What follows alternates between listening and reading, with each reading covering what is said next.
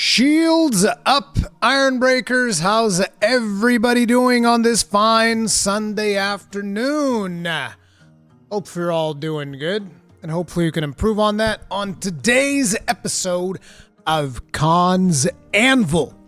For those of you that are not aware what Con's Anvil is all about, we just talk about general video game topics that I find interesting. I'm trying to figure out exactly what the formula for this show still is. Usually it's just random nonsense that I feel like talking about. For today, I actually brought up a bunch of videos and a bunch of topics that we're going to be going over. But a lot of videos. I'm not even sure we're going to be able to go through all of these videos. These are official videos of games that I'm interested in, games that are upcoming, stuff like that. But yeah. Format is just chatting, but not on Twitch. There you go. There you go. See, Mr. Tummy Giggles knows everything about me already. See, that's how it is. That is how it is. I saw a lot of people asking me if I had seen any of the stuff that happened over at New York Comic Con or Gamescom Asia. I've been checking out on it, but I haven't really seen enough things to go ahead and make a video on it just yet. So my plan right now is I'm going to wait until Wednesday, because on Wednesday we're going to have a live stream here on the channel where I'm going to be going over, there's going to be a broadcast from France, and that I believe is going to be one of the ones that will have a ton of new information and stuff like that. So yeah. That, I think, is going to be where we're going to get the next big drop for Monster Hunter. I've heard that people got to see some gameplay of Kutku herds, which should be very, very interesting. I can only imagine a herd of Kutkus beating up on somebody. The only video we need is a hidden Pokemon lore video. I've heard that the Pokemon leaks were pretty friggin' bad. I don't really care about Pokemon, so I don't really have much to say when it comes to that. Listen, I tried Pokemon, I played Sword and Shield, and, the way that things went down with Pokemon, what I've come to realize is that Game Freak is never going to put in the effort that the Pokemon community deserves. And to be quite honest, the Pokemon community are the ones responsible for it because they keep running interference for Game Freak. So, you guys get what you guys get, and it is what it is. Because I remember I was criticizing certain aspects of Sword and Shield, and the Pokemon community dropped on top of me like a ton of bricks, telling me that I didn't understand and that I was stupid. And I was like, all right, hey, whatever you guys say, but I'm going to keep saying that Monster Hunter Stories is a better Pokemon game than Pokemon. It is what it is. Were you ever tried any Ys games? I did. I played one of them back on my PlayStation Vita. I forgot which one it was. I really liked it. It was really good.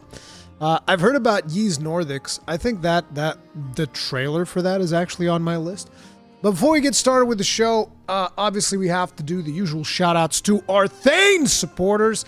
We have Doomblade and Colin LaSure, you absolute Giga Chads, supporting the channel on the level of Thanes. Tip of the hat to you, gentlemen. Greatly, greatly appreciate the support. Thank you. Thank you very much. But yeah, guys, that's what's been going on. Also, this weekend, I've jumped back into Xenoblade 3. I was like, bro, I want to play Metaphor ReFantazio. And then I was like, okay, so look, on Monday, we have the release of Wayfinder, and I also want to play Wayfinder on version 1.0, so I don't have that much time, so if I start Metaphor now, I'm not going to finish it, but I want to play a JRPG, so I just went back and I started playing through Xenoblade Chronicles 3. Yeah, it is what it is. You don't got to spare 65 hours? No, as it turns out, I don't. And as it turns out, this is the last week of school my kids have before the first break. They have this Halloween break in their school or whatever, which is really weird for me to come to terms with the fact that Portugal has a Halloween break. Although I don't think it's all schools. It's specific to the school that they're in, so that's whatever. It's whatever. But yeah, probably the week after the upcoming week, I'm gonna be very, very busy, extremely limited time. It is what it is. Rory will not finish Xenoblade 3 by the time Wilds drops. I probably won't. Time to buy a real life extra 2 hours per day DLC. Yeah, you know, Ubisoft would sell that. Ubisoft would probably be the ones to sell that. Either Ubisoft or Activision Blizzard. Bro. It was actually funny because I was looking up a very specific, you guys know the burger meme of the DLC and stuff? And it was a really funny thing because there was an image. So this is what I know, the burger meme DLC. We're gonna see it later on the video here. But it's that meme where you see the burger and it's like, oh, back then you would have your burger and then your fries and your Coke, that would be your expansion packs. Nowadays, your base game is just the buns, and then the patty is DLC, and the lettuce is DLC, and the tomato is DLC, and, you know, and then also the Coke and the fries, everything is DLC, right? That was the meme. This is an old meme from back in the day. And it's funny because I found a version of that meme where it says then and now with the way that I've just described it, but then it had a separation in the middle. And in that separation, it said Blizzard Entertainment. And it was just like 3 massive burgers for the base game and the 2 expansions. And I was like, man, you guys remember when that used to be true? You guys remember when that used to be true, dude? When Blizzard would actually be delivering the goods? I was like, man, that just takes you back to how old this meme is. When we still looked at Blizzard and be like, hell yeah, brother. Can't wait for the next Blizzard banger. And then I started crying because that's what you do when you run into a meme like that. You just like, because, you know, right now isn't it funny? But the reality is when I looked at that meme, I was like, man, it's just like, it hurts you right here. Right here. If you were there at the time, that meme hurts you right here, brother. I'm right there with you. It's fucked up. What would be your reaction if one of the new monsters was a lobster? Sounds great. I love crustaceans. Let's go. Remember the Diablo 2 LAN parties? I remember. Bro, do you remember just LAN gaming as a whole? We don't have LAN games anymore. Probably a lot of people, you would say a LAN party nowadays, and the youngins won't even understand what the hell's a LAN party. Well, what's a LAN? What's a LAN? See, the closest thing we have to LAN parties in modern days is like ad hoc gameplay through Switch. Will you try out Silent Hill 2? No, it's not my kind of game. It's not really my kind of game, and I don't really have any nostalgia. I never played Silent Hill, so I don't really care.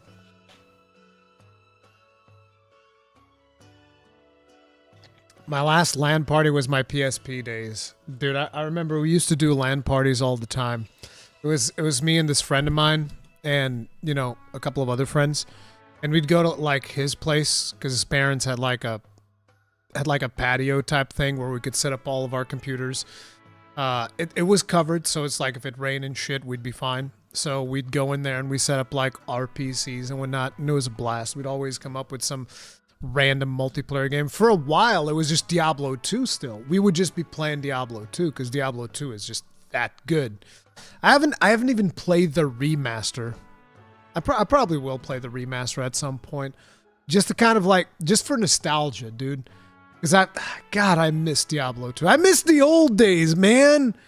I miss the old days. But yeah, we do these LAN parties, and there was one of our friends that was such an idiot.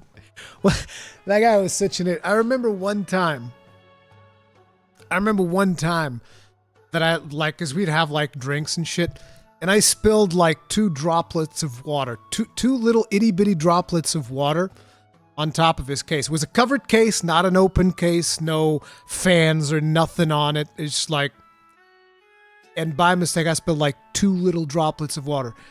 The dude flew off the handle. He lost his shit. He was mad the whole night.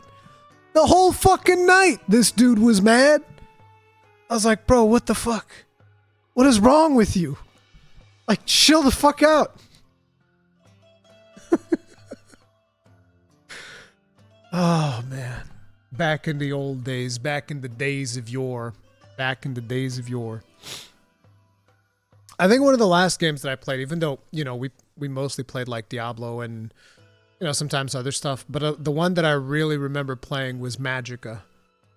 Magicka was so cool. Like, we all bought Magicka same day. We all just buy Magicka and we're like, all right, let's play this thing. We start playing it and we're laughing our asses off like all night, just like doing random shit. And we got up until that level where you get the thunderstorm spell. And that was it. We couldn't progress any further because it was just a race to see who was the first to get there. And after that, it would be who was the first to cast the spell. And then the spell would kill everybody.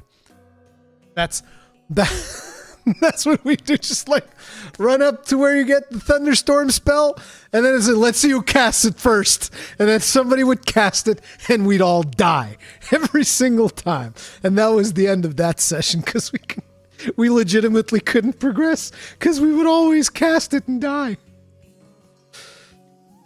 Ah, man. We still don't know which monsters the Switch X came from in the Wild Switch X trailer, right? I don't know which Switch X specifically you're talking about. Oh, man. What's Chief Hell Hunter? 2050 is closer than 1994?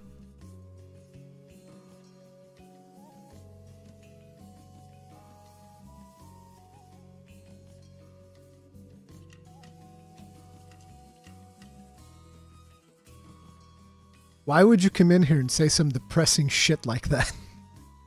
Why would you just come in here and say the most depressing shit? What the fuck? Emotional damage. Let that sink in. Yes. I need to go get a sink so that whenever that expression comes up, I'll pull an Elon Musk. Oh, man. Reminds me of Warcraft 3 Customs. There was a moment where you knew, yeah, this is over. Yeah, dude. Yeah, dude. Tell me about it. The good old days, the LAN parties. I really do miss LAN parties. It really sucks that, like, pretty much no game really has a LAN presence anymore. I still feel like this is one of the issues that we have in online communities, is that a majority of the people that play video games online don't understand the benefits of gaming in a social setting where you're actually right next to your friends. It was just a completely different time, and it's something that unfortunately my kids will probably never experience because that's just the way that it is.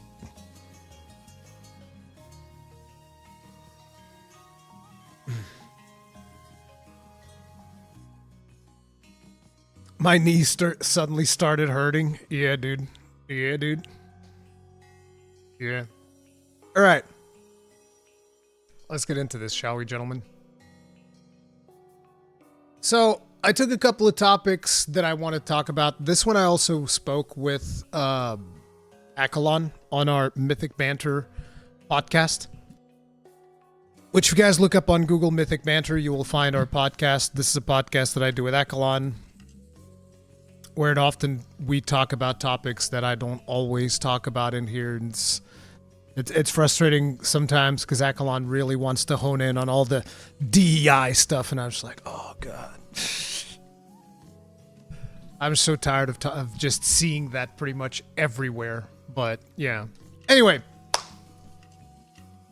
Sean Layden is talking about how console makers need to compete on content instead of fighting over teraflops. This is one of the things that I've said repeatedly, and one of the things that I've also stated that I feel like RTX is a complete waste of time most of the time, because like we spent all this time trying to make the picture be as pretty as possible, and you don't need realistic simulated lighting to make games look good. At least in my personal opinion. Like, sure, the game can look phenomenal with realistic simulated lighting, but at the moment that it takes away more than 5 frames, cut that shit off. And that is one of the things that we're doing. We're now also making the game look worse by, doing the whole upscaling thing so that we can keep simulating the light. And I'm just like, now we're actually losing detail for this simulated light with AI upscaling for shit that we never needed.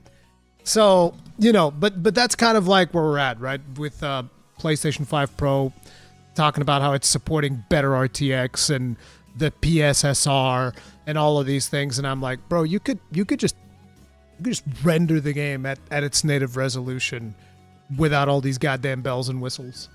That's the way that I look at it, but whatever.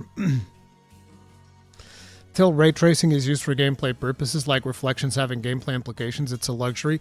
You can have reflections have gameplay implications without using ray tracing. You can actually do that, and plenty of games have done that. So, yeah. We are pretty much chasing visuals as opposed to chasing content, which I do agree with what he's saying. Jacking up the specs of the box, I think we've reached the ceiling. And I think we have. And to be honest, there's also something to be said here. About, you know how oftentimes I will see people comment, it's like, oh, this game would look so much better if it was an Unreal Engine 5. Like, if you guys remember, at one point that we got to that was when we had that preview event for Armored Core 6, and the guys from Fex for Life came over and they're like, oh man, if only this game was on Unreal. And I was like, oh, God, end me, Jesus, what are we doing? Because, like, most of the games that release on Unreal Engine 5, I'm sorry, I'm going to say it again, they are unoptimized, buggy messes. They are. It is what it is. You tell me a game that has released on Unreal Engine 5, other than Fortnite, that has had flawless performance since it was released. I think there's actually one. I think there's actually one game that released on Unreal Engine 5 that was not a complete shit show on release. I forget what the name of that game is. But most of the games that release on Unreal Engine 5, they run like ass. And eventually they get fixed. Like, listen, my game of the year last year is an Unreal 5 engine game. Okay, Remnant 2. Love Remnant 2. Amazing game. When it came out, ran like ass, performed like ass, serious issues. It is what it is. And every time that people come argue this with me, I'll say, okay, name me one game other than Fortnite that ran flawlessly when it came out with Unreal Engine 5. One. No, Remnant 2 is Unreal Engine 5. Lies of P? Not Lies of Pi. You put Lies of Pi, kind of threw me off. Lies of P is Unreal Engine 4. Scarlet Blade? The hell is Scarlet Blade? Wukong ran decently? No, it didn't. No, Nah, bruh. Decently? No. Lies of P is UE4, yeah. What is Scarlet Blade, and why does that name seem familiar? What the hell is this? This can't be a real Tap targeting sci-fi MMORPG? I've never played this game. I've never even heard of this game. What's the engine? Scarlet Blade. Can't even find it. They don't even say what the engine is for this. Anyway, that doesn't matter. Like, look, nobody's heard about this video game. Sorry, dude. Stellar Blade? Stellar Blade is Unreal Engine 4 as well. Stellar Blade's Unreal Engine 4. Now he's on a wild goose chase. Yeah, exactly. Not on AMD, I guess. I mean, look, I'm not exactly sure that optimized the way that it was running that great on the 40 series. And I saw the breakdown, I don't know if it was from Digital Foundry or if it was from another channel, but even that breakdown that they did for Wukong, they specifically said there are problems in here. They're using these strange ass filters. They put the sharpen ahead of some other process that they should have, and that makes the game look like ass. Not just look like ass, but also perform like ass. So even on NVIDIA series cards, that game was not running particularly well. So it's not just an AMD thing. But yeah, that's the point that I'm making, right? Everybody wants the new games to be on Unreal Engine 5, but very few people want to admit that a majority of the games that have released on Unreal Engine 5 have been absolute crapshoots on release date. Anyway, Former PlayStation executive Sean Layden has suggested continue to push toward more powerful and more costly console hardware is unsustainable, arguing that fighting over teraflops is no place to be. We need to compete on content. Agreed. Absolutely agreed. Not to mention that this is actually beginning to price people out of the PC market because a lot of developers are just pumping out, hey, what's the best GPU? Guess that means I don't have to optimize my game as much because the GPU is going to be putting the workload in. Like, I'm sorry to have to be the one to say this, but a lot of developers are not optimizing their games properly. They're not. They're just not. It's just that simple. They're relying on the GPUs to do the heavy lifting. And what does that cause? That causes NVIDIA to be like, $2,000. Woo! Get this 4090, baby. Let's go. $2,000 GPUs. Eat it. Y'all can eat this cost. It is what it is. But, yeah, there's a ton of stuff. Opinion on the Nouveau and Monster Hunter Wilds. I hate the Nouveau. This shouldn't be news. I absolutely hate the Nouveau. I think it's a terrible idea for Capcom to use the Nouveau. I've expressed as much, but there's nothing I can do about that. I don't like the Nouveau at all. The Nouveau is a terrible thing all around. It is what it is. But yeah, that's kind of like where we're at right now with this escalating hardware. And fundamentally, what we need to work on more is the software and proper optimization. Layden, who served as CEO of Sony Interactive Entertainment and chairman of Worldwide Studios before leaving the company in 2019, was asked by Video Games I think this is VGC's Video Game Chronicles, if the consoles industry current business model was sustainable given the increasing development costs associated with the ongoing pursuit of incrementally more powerful hardware. We've done things this way for 30 years, Layden replied. Every generation, those costs went up, and we realigned with it. We've reached the precipice now where the center can't hold, and we cannot continue to do things that we have done before. Layden said he believed it was time for a real hard reset on the industry current business model, even a hard reset on what it is to be a video game. It is not 80 hours, it is not 90 hours, but if it is that, what? But if it is, that's a whole different category. When it comes to time, I've always said I don't need a video game to give me like 300 hours of content or whatever, even though I love Monster Hunter, not just because the amount of time that I get out of those games, but just because I love hunting monsters. That's just a fun thing, and the overall gameplay loop and all of that stuff. But whenever I'm playing other video games, I don't need them to give me like a certain hour threshold. But for a lot of people, that is what they expect. They're like, hey, I paid $60. I want 100 hours out of this game. And if that's what you want, that's fine. But that is also extremely unsustainable. He added the effectiveness of chasing more powerful hardware had plateaued and was unlikely to appeal to a majority of players. We're at a stage of hardware development that I call only dogs can hear the difference, he continued. Not only unsustainable, but I feel like we've reached the threshold where certain games, despite boasting more visual fidelity, they actually look less appealing, because one of the most important things for a video game is not the visual fidelity, it is the art direction.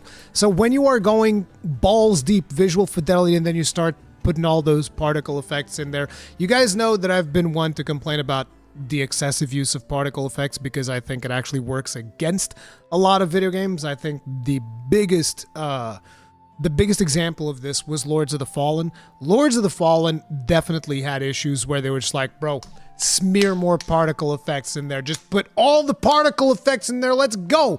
And it's like, no. All of these particle effects are actually taking away from the visual fidelity and the visual detail on screen, because every time you splatter particle effects in there, everything gets blurry and messy and Vaseline. So, yeah. Didn't Lords of the Fallen look good though? It looked okay, but the amount of particle effects I think was actually pretty bad. The pace in most games could be a lot better. True. There needs to be a video game summit to save the industry where devs and execs take stock of the industry and talk about how it can continue going forward. The thing is, there's too many people that are pushing gaming in different directions. And you're never going to get to a point where all of these people are going to agree. Because if you ask execs, the only thing they want is a big live service game that gives them a fuckload of money. That's what they want. They didn't even care if the game is good. Majority of execs, they didn't even care if the game is good. Couldn't care less. Like, I don't give a fuck if it's good. Does it make money? That's the good part. If it makes money and it's successful, that is the only thing they care about. Whereas some developers might also feel that way, and other developers might feel like, no, I actually have a message that I want to send out, and I have, artistic integrity about this product that I'm working on, and this is what I want to do. But not everybody feels that way. So different people are going to feel different ways about it. They care about good enough to sell. Yeah. There are bright lights everywhere. Yeah, dude. Games have been taken over by big tech mentality. I mean, again, we just go back to that Steve Jobs speech where he talks about how, you had the product people that actually cared about the product and that designed the product from a usability standpoint. And then you have the marketing people that took control of the product because, that's just the way that this industry works. When in reality, we should put the heads of the marketing people in a vice, and we should make sure that they understand, listen, we are making this for the consumers. We're not making this for your personal piggy bank, you sick fuck.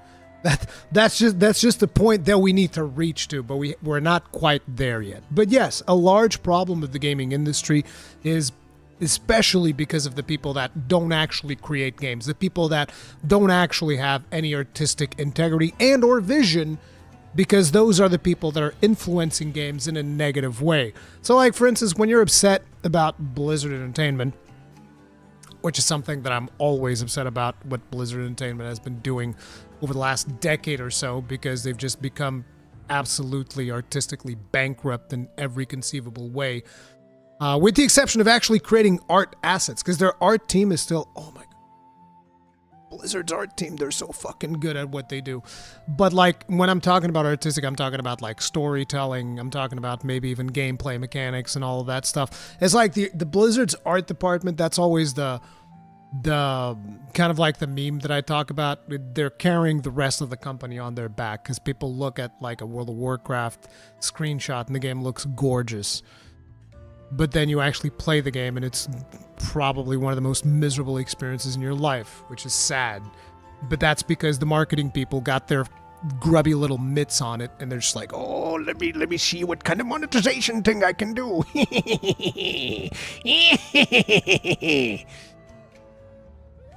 Activision was founded to put developers in charge of making games rather than execs. So much for that dream. Yeah, tell me about it, dude. Activision's like one of the biggest culprits of this shit. But yeah, if you're playing your game and sunlight's coming through your window onto your TV, you're not seeing any ray tracing. It has to be super optimal. You have to have an 8K monitor in a dark room to see these things.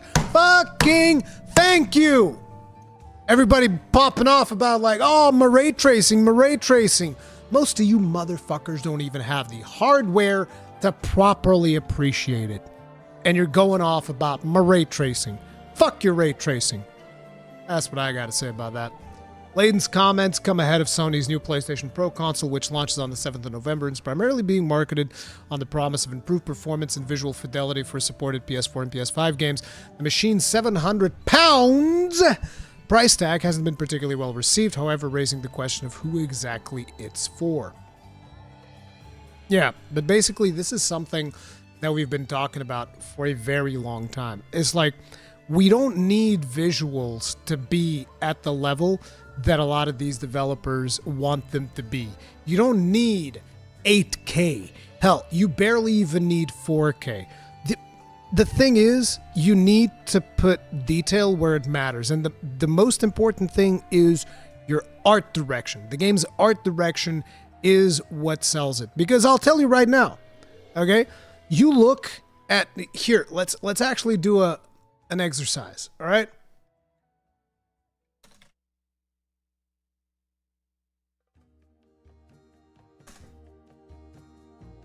Let's actually do an exercise, all right? Let me see an actual screenshot. I mean, these are all kind of like... These are... These are not really screenshots. A lot of these are like artwork and shit. Is this a screenshot? No. This is like artwork and stylized, and I'm trying to find actual screenshots of the game.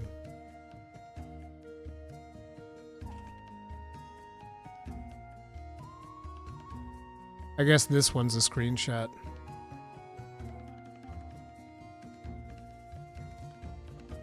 This almost looks Bloodborne-y in a way.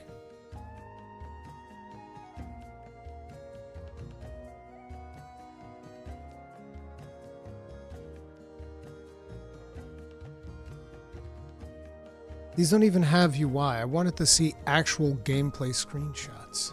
What you're finding is like...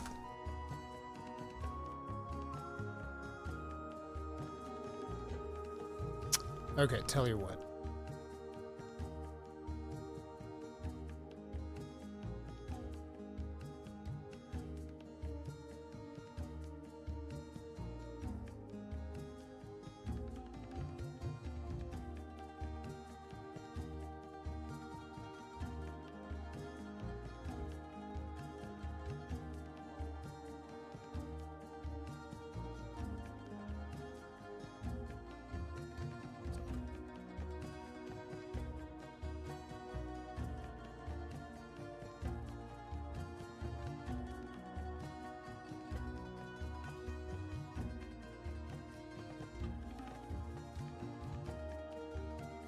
I'm gonna give you a very extreme, very extreme example.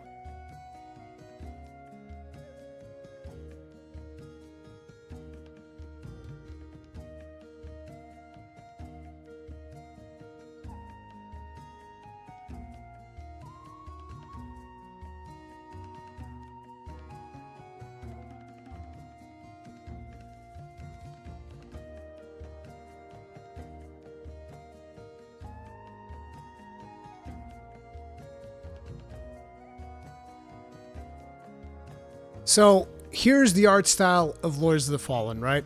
You guys can see it in motion, running around, killing random stuff. And I want you to just look at the game from the perspective of the art style itself. Okay? Now let's take a look at another one.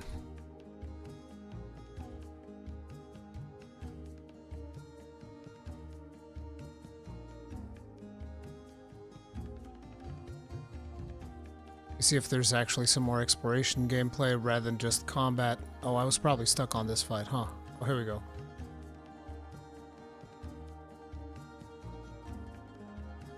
Now, from an artistic direction, which one of these games is more appealing to you? Let's look at something maybe a little bit darker like here. Just to have some more contrast.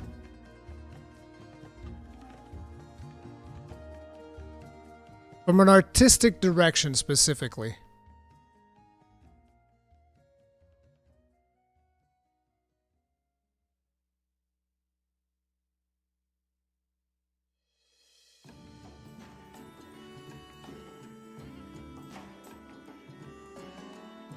They're both appealing, just different. Isn't there one that calls out more? Fallen looks better? Okay. This is going to be the one part where I'm going to disagree with you guys. I think that you get so much more out of the art style of Xenoblade than what you get from Lords of the Fallen. Because like Lords of the Fallen really honed in on visual fidelity and like visual detail and all of that. And it, you know, it looks impressive when you're standing still.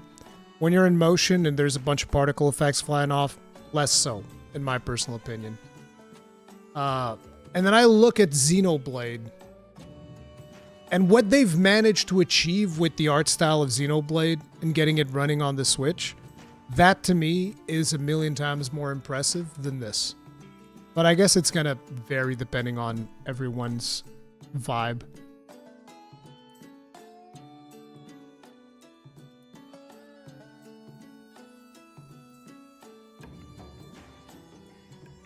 Xenoblade had better art style, Lords of the Fallen just had more detail. That's exactly what I was saying. Honestly, Xenoblade 1 looks better than Lords of the Fallen. Jesus. I mean, that's the power of art style, though, right? That's the thing. That is the power of a solid art style. And that is the point that I was trying to make. Like, art style trumps visual fidelity. I guess a better example could have been like Breath of the Wild, since it's more acknowledged. I just wanted to bring a game that is maybe a little bit less well known.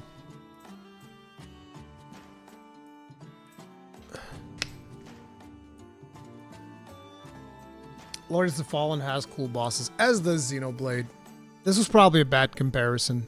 This is probably a terrible comparison. It's just my mind is like, oh, I know exactly how we're going to showcase this.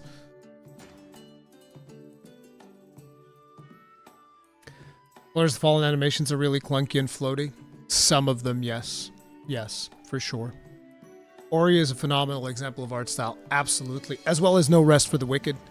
No Rest for the Wicked has an amazing art style too. Yep. Persona 5 will be a classic, timeless game. As Metaphor ReFantazio will be as well, I would imagine. Valheim is a good example of showcasing art style. Valheim is also very good. Lords of the Fallen doesn't have Uni. Or Senna. Ugh. Something like Wind Waker is what I always think of. Those anime games all look similar to me. Can't tell the difference between Tales of and Xenoblade, for instance. I definitely can. I definitely can tell the difference between Tales of and Xenoblade. Funny enough, Xenoblade 2 art style is horrible. I don't agree. I like Xenoblade 2. I like Xenoblade 2 a lot. I think Xenoblade 2 has the best combat. And I really like the art style of Xenoblade 2 as well. But, you know, I guess that's why that was a bad example, because art styles are going to be very subjective. Everybody's going to feel differently about them. By the way, have you tried Lord of the Rings Return to Moria? Nope, I haven't. I haven't been able to convince Wada to play a dwarf. That's the excuse I'm going with. I haven't been able to convince Wada to play a dwarf. He's like, wait, I can't play like a sexy female elf? Nope. Gotta be a dwarf. And he's like, I'm out. I'm out. I will agree with what Tummy Giggles is saying. The art style is inconsistent based on the different blades that you have available in that game. Yeah. Hades' art style is good, yes. I mean, everything Supergiant does is awesome. But I still think that my favorite Supergiant game is Bastion. Which is interesting because, like, you look at Supergiant games, most people remind them for Hades. Actually, mostly it's been Hades, I feel like. But for me, the real big banger that Supergiant Games made was Bastion. Loved Bastion. Bastion was awesome. The narrator, the music, it was... bro, it's one of the best. Transistor is peak. Transistor is also really good. I also played Transistor. I never played Pyre, though. Pyre was the one that I didn't play.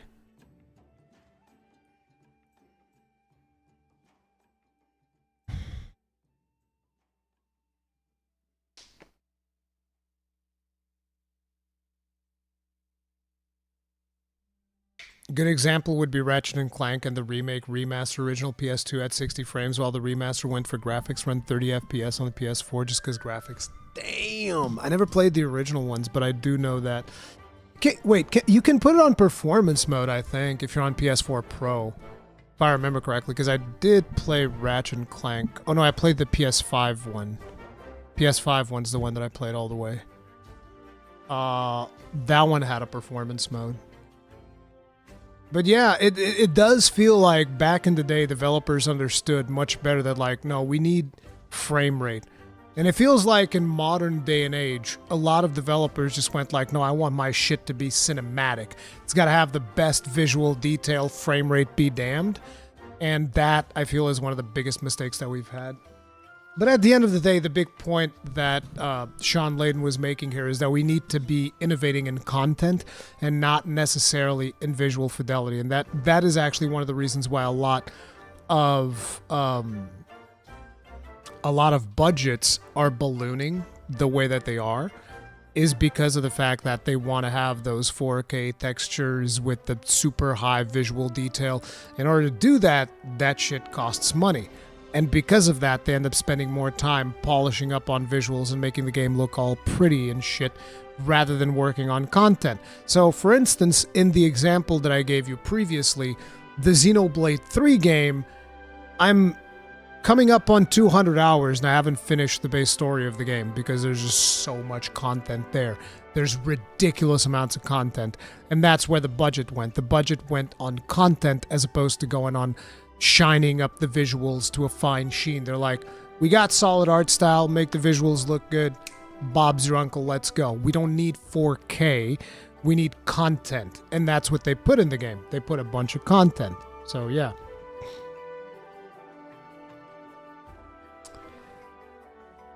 Content, you mean lesser content and more monetizations? It is what it is.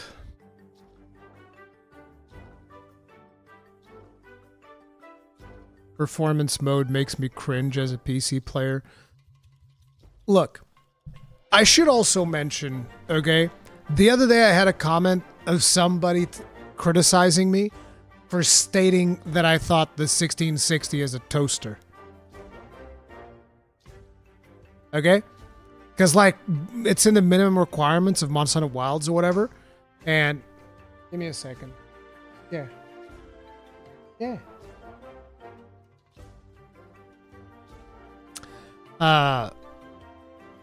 What was I saying? Yes, that there was a comment that told me that he was upset over the fact that I called the 1660 a toaster, and I was like, it is a toaster, okay? I need you to understand. When I got my 2060 through that NVIDIA partnership, that NVIDIA sponsorship, that was the one time that I got sponsored because I need a GPU. We're in the peak of the crypto bros, so I can't buy a GPU, and there's an opportunity to get one through a sponsorship. I'm like, yes, I'll take the NVIDIA sponsorship. And they sent me a 2060. And let me tell you, the 2060 was a turd when I got it, okay? Back when I got it, which was not that far off from when it was released. But when I got it, it was already a turd. And it was better than the 1660. So yes, the 1660 is a fucking toaster. All right? It is a toaster. Okay?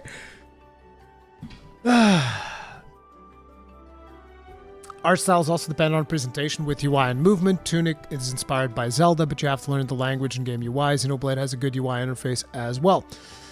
Least optimization's at the forefront of Monster Hunter team's attention, so there's a good chance specs will be better by release. Yeah, we'll see. 1440p with 140 FPS is better than 4K with 30 to 60 in my opinion. Here's one thing that a lot of people usually don't talk about. But the reality is, it very much depends on your monitor and how good your monitor is at downscaling.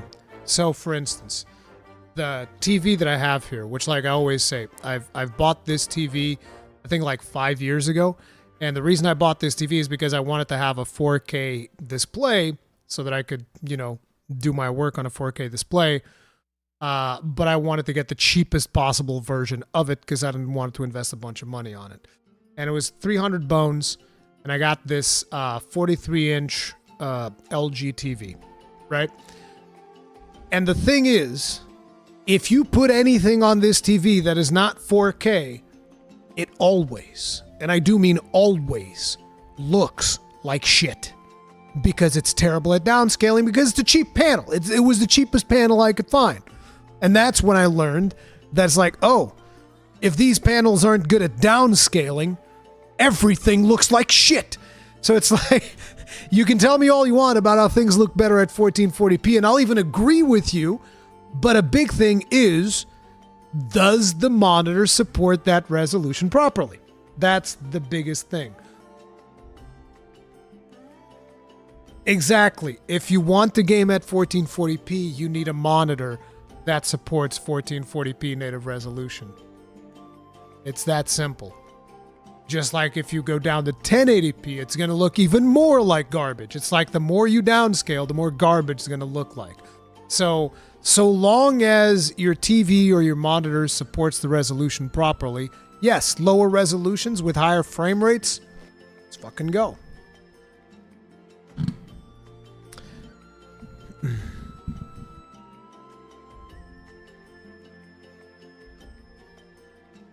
Yeah, no, I agree. I think that you guys also need to understand one of the reasons why I got the 4K TV is because I was going to need to also use it for consoles, so for PlayStation. And one of the biggest problems with the PlayStation back then, not anymore, but back then is like, okay, so listen, we output 2 resolutions. You can have 1080p or you can have 4K. And I was like, you know that there's a resolution in between that. Yeah, we don't do that here. So if you had like a 1440p monitor, the PlayStation would output 1080p. So you had to have a 4K monitor. That was the other thing. Because personally, when I bought this, I was like, man, a 1440p monitor would be way better. It would be way better. But then PlayStation wouldn't output properly. That's the issue. Wish developers would think of DLSS as a 4K helper too, though, not as a crutch for even 1080p. Absolutely agreed. Absolutely agreed. You should never look at DLSS as anything more than a help to get people to 4K. You should never look at it as anything more than that. That is something that I don't like seeing either. I agree. But I don't think that the specs that we have for Monster Hunter Wilds are going to be final. I believe that those specs will be revised closer to the release of the game. But I do think that this is Capcom being very conservative when it comes to their hardware estimates because of the Dragon's Dogma 2 situation.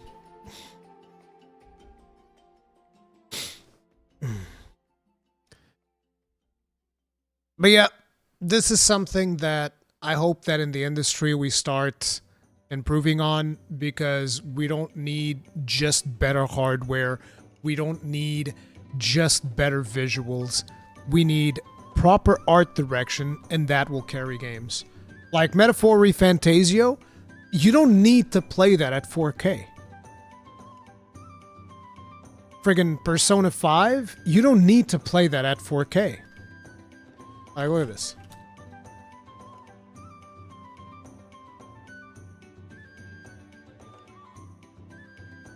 Let me just see some gameplay in here. Full game playthrough, 27 hours. Damn. Let's hope we don't land on like a spoiler cutscene or something. I just want to like get some. There we go.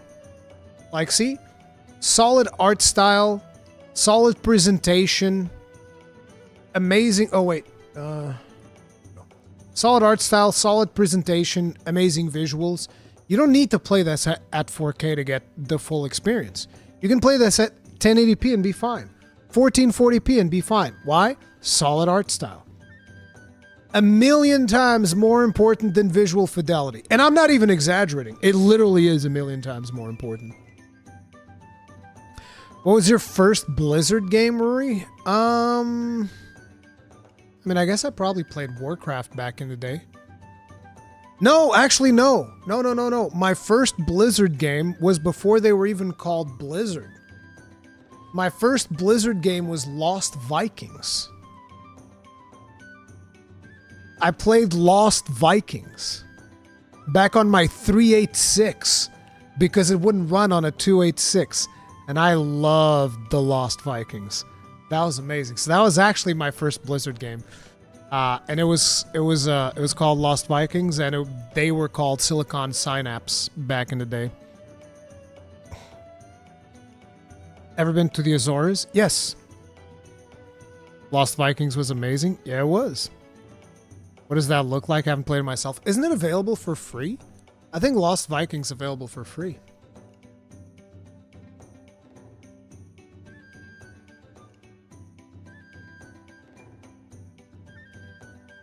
Wait, don't they have like a version on Blizzard where you can just get it? I thought they had one of these on the Blizzard website.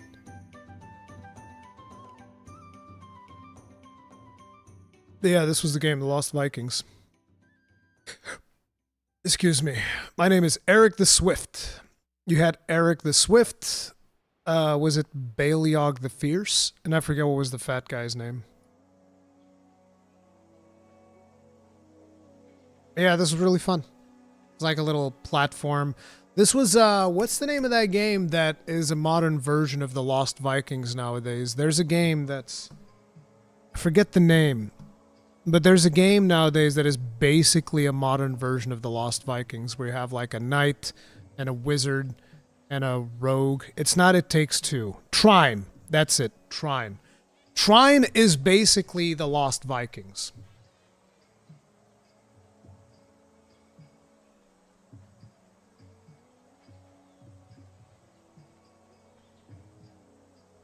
And then I also played Warcraft 1, Warcraft 2, although the one that really grabbed me was StarCraft.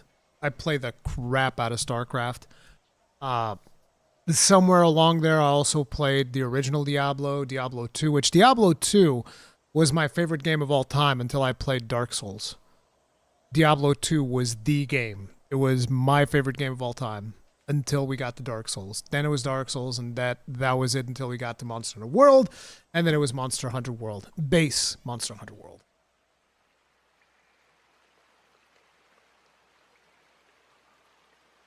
I mean, dude. Anybody who's played StarCraft, this will speak to you. Like just listen to this.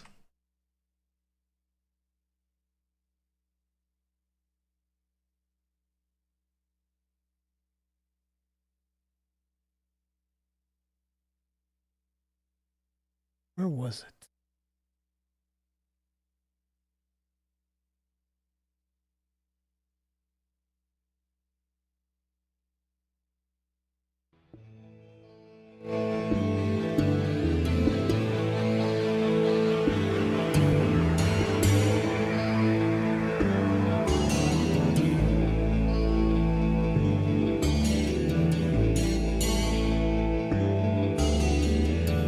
It's so clean, dude.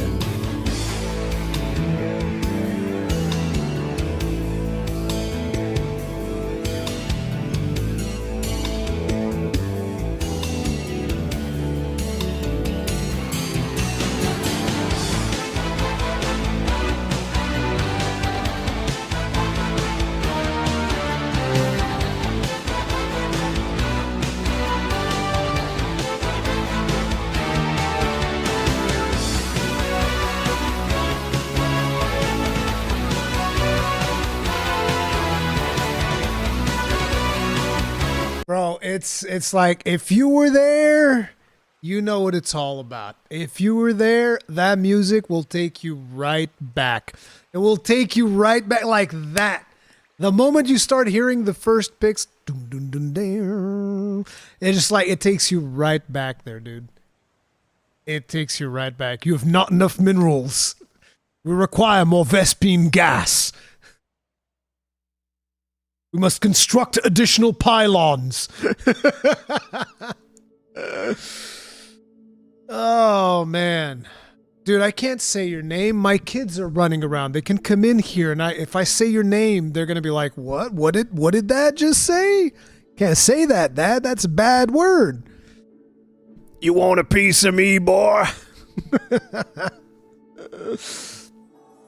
Fulminus, thank you very much for the souls. Tip of the hat. Appreciate support. Thank you. Recommend StarCraft series from Carbot's Animation on YouTube. Will fill you with nostalgia and laughs. Yeah, Carbot animations are friggin' awesome for that stuff. See, that was one of the reasons why I really wanted Heroes of the Storm to take off, because it was such a nostalgia vibe, and it was a fantastic game. I can't believe Blizzard pulled the plug on Heroes of the Storm. It was one of the best MOBAs out there. Straight up, dude. It was way more fun than League of Legends. Like, I don't care what people say. Like, Heroes of the Storm was way more fun than League of Legends. It's not even in the same league.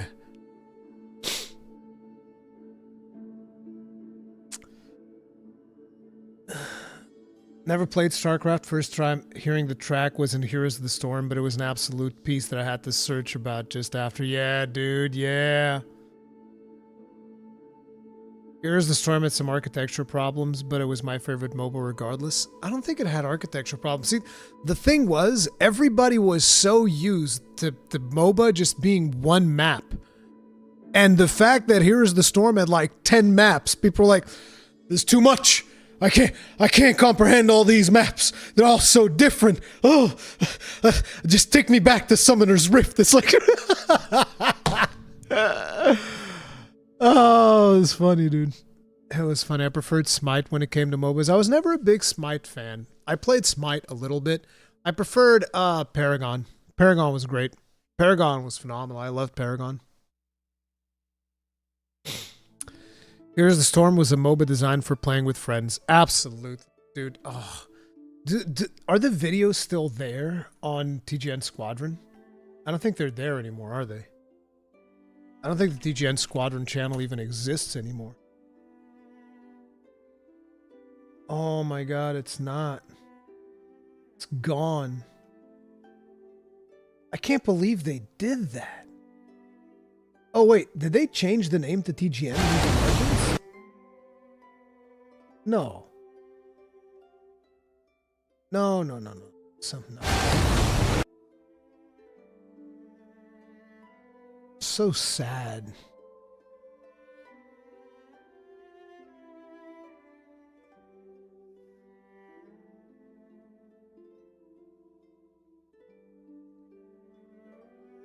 Yeah, I guess they got rid of the TGN Squadron, the TGN Squadron channel as well. So many years. So many years of TGN Squadron. Why would they delete that? God, I'll never understand it. Like we had an episode with Tazon Day. Why would you do this?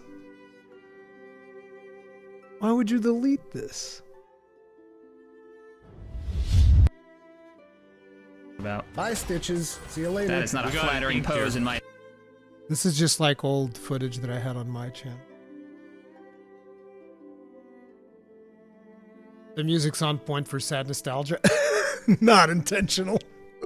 Guaranteed you it's not intentional. Anyway, let's move on to my other topic.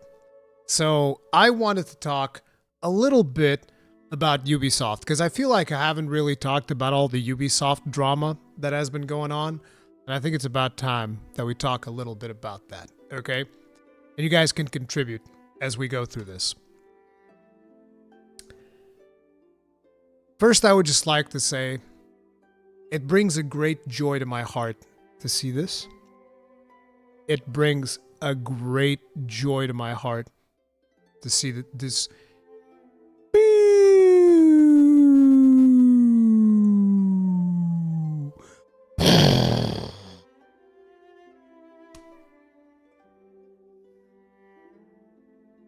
That is a 76% devaluation over the last 5 years. It's a damn shame. That's a damn shame. Imagine that. They were so nice to us. Good old Ubisoft. So this is when they were at their peak. You can see that over here was like 85 euros. This was during January 2021. So I was actually looking up what the hell happened in January 2021 that Ubisoft was at its peak.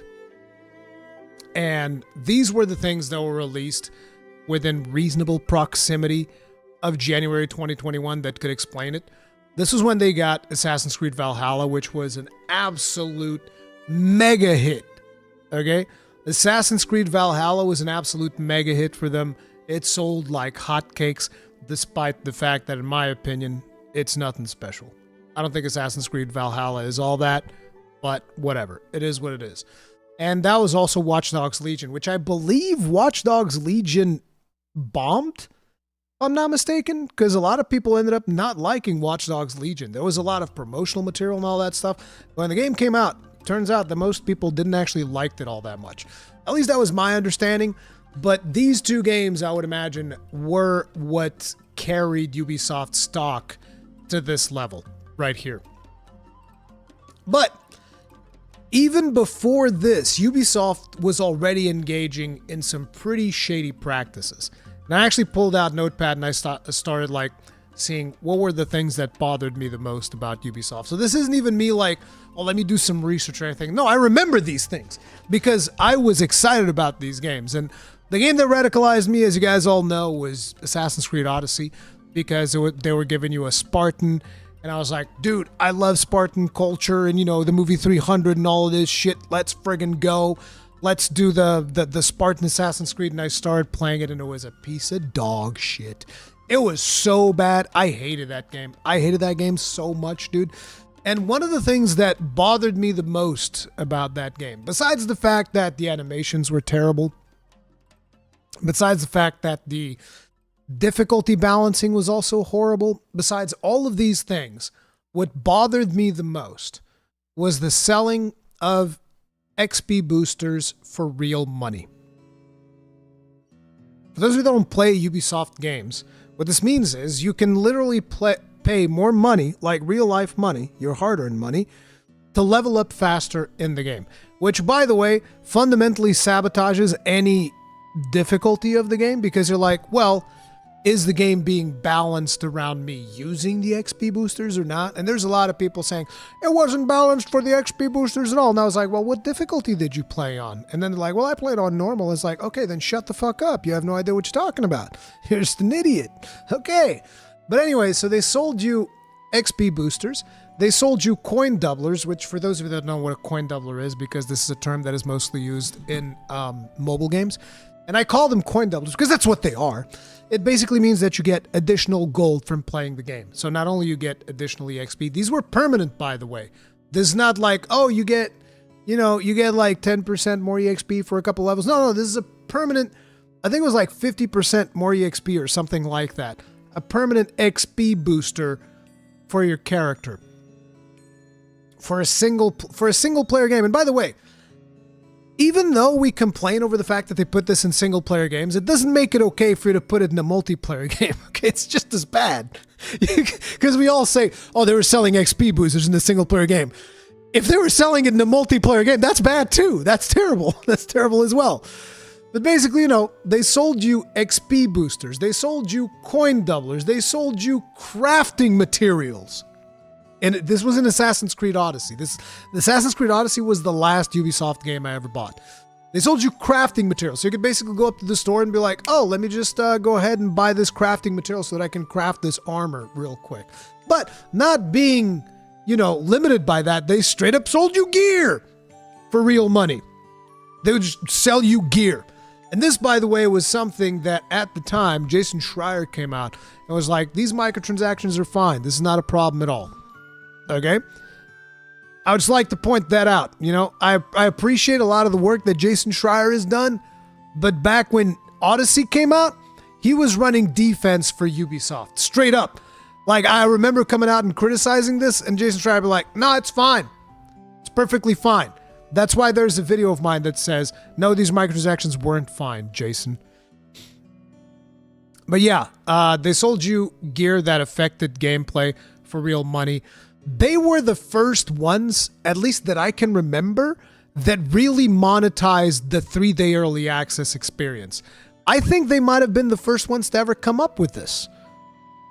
I don't want to say that that is a fact, because I know that Microsoft did it too. I just don't remember if Microsoft did it ahead of them or if they were the first ones. But I remember that it was them, and then it was Microsoft, and then a bunch of other people started doing this. But I think that I think that Ubisoft were the first ones. But again, don't quote me on that. But even if they weren't the first ones, they were the ones that really, really popularized it. I think you're right. It was Battlefield. Might have been Battlefield then. Might have been Battlefield. But I remember that Ubisoft were the ones that started really, really pushing it. No, Blizzard were not the ones that started. They joined in on the meme afterwards. Ubisoft were the ones that did it. I don't mind XP boosters. Completely unacceptable, Antonio. Completely unacceptable. No. XP boosters are completely unacceptable in a single player game. No, absolutely not. No, never. Absolutely not in any way, shape, or form. Completely unacceptable. Also, they obviously sold you cosmetics. On top of all this bullshit, they also sold you cosmetics as well. Don't worry about that. They got you covered on the cosmetic end as well. But yeah, they were some of the first ones to really, in my opinion, push the 3-day early access shit, which they started doing with pretty much all of their games. At least, I think that they might have started that before Odyssey, but after Odyssey was pretty much every single Ubisoft game has the 3-day early access thing. Right? Then I have here just a note that says cutting up games meme. They also did this for pretty much all their games, which is back in the day we used to have the original game and the expansion packs. Now we have the buns, and then the bacon's the pre-order bonus, and then you have lettuce DLC, tomato DLC, patty DLC, cheese DLC, and you have the mustard for Best Buy exclusive, and the ketchup for GameStop exclusive. They were definitely the ones that promoted the crap out of this, and they took it to extreme lengths, okay? They took this to extreme lengths. You can see when they reached their peak hubris with Star Wars Outlaws right here. This, by the way, still on the website. This is not an image. You can go find this on the official Ubisoft store right now. Where it's like, okay, listen, we have the Poor Peasants edition. Okay? For peasants. That's what we got. We got that for you right here, which brings the base game at $70. Like the peasant you are. Okay? That's what you get. You get the base game. They really should put here Peasant Edition for all the peasants out there. All right? Then you have the Gold Edition, which that would be the edition that comes with a little bit of lettuce. Okay? The Gold Edition comes with, let's say it comes with lettuce and tomato, because it brings the Season Pass, which, by the way, you don't know what it is. Nobody knows. It's a surprise. It's a surprise. Okay? For 110 bones. This is not the peasants. This is like your middle class. This is the middle class version, for except it's not really for middle class individuals, because nobody in middle class is going to pay $110 for a fucking video game. Okay? Middle class people right now are struggling to buy eggs, let alone give $110 for a goddamn video game. Okay? People can't even buy their fucking groceries in middle class right now. Okay. And then you have your, your Nobleman's Edition, which comes with the base game, the Season Pass, the Rogue Infiltrator Bundle, the Sabacc Shark Bundle, and the Digital Art Book. So that would be the equivalent of you buying this with the bacon, and, I guess you can get the lettuce and the tomato and the patty and the cheese, but you can't get sauce. You can't get the sauce. Still, with the ultimate version, you still don't get the sauce. This is why, they sold this game, and then 3 days later they said, actually, guys, we fucked up. We're going to go ahead and delete your save files that you've been working on for the past 3 days of early access, and you guys can go get fucked, because we don't care.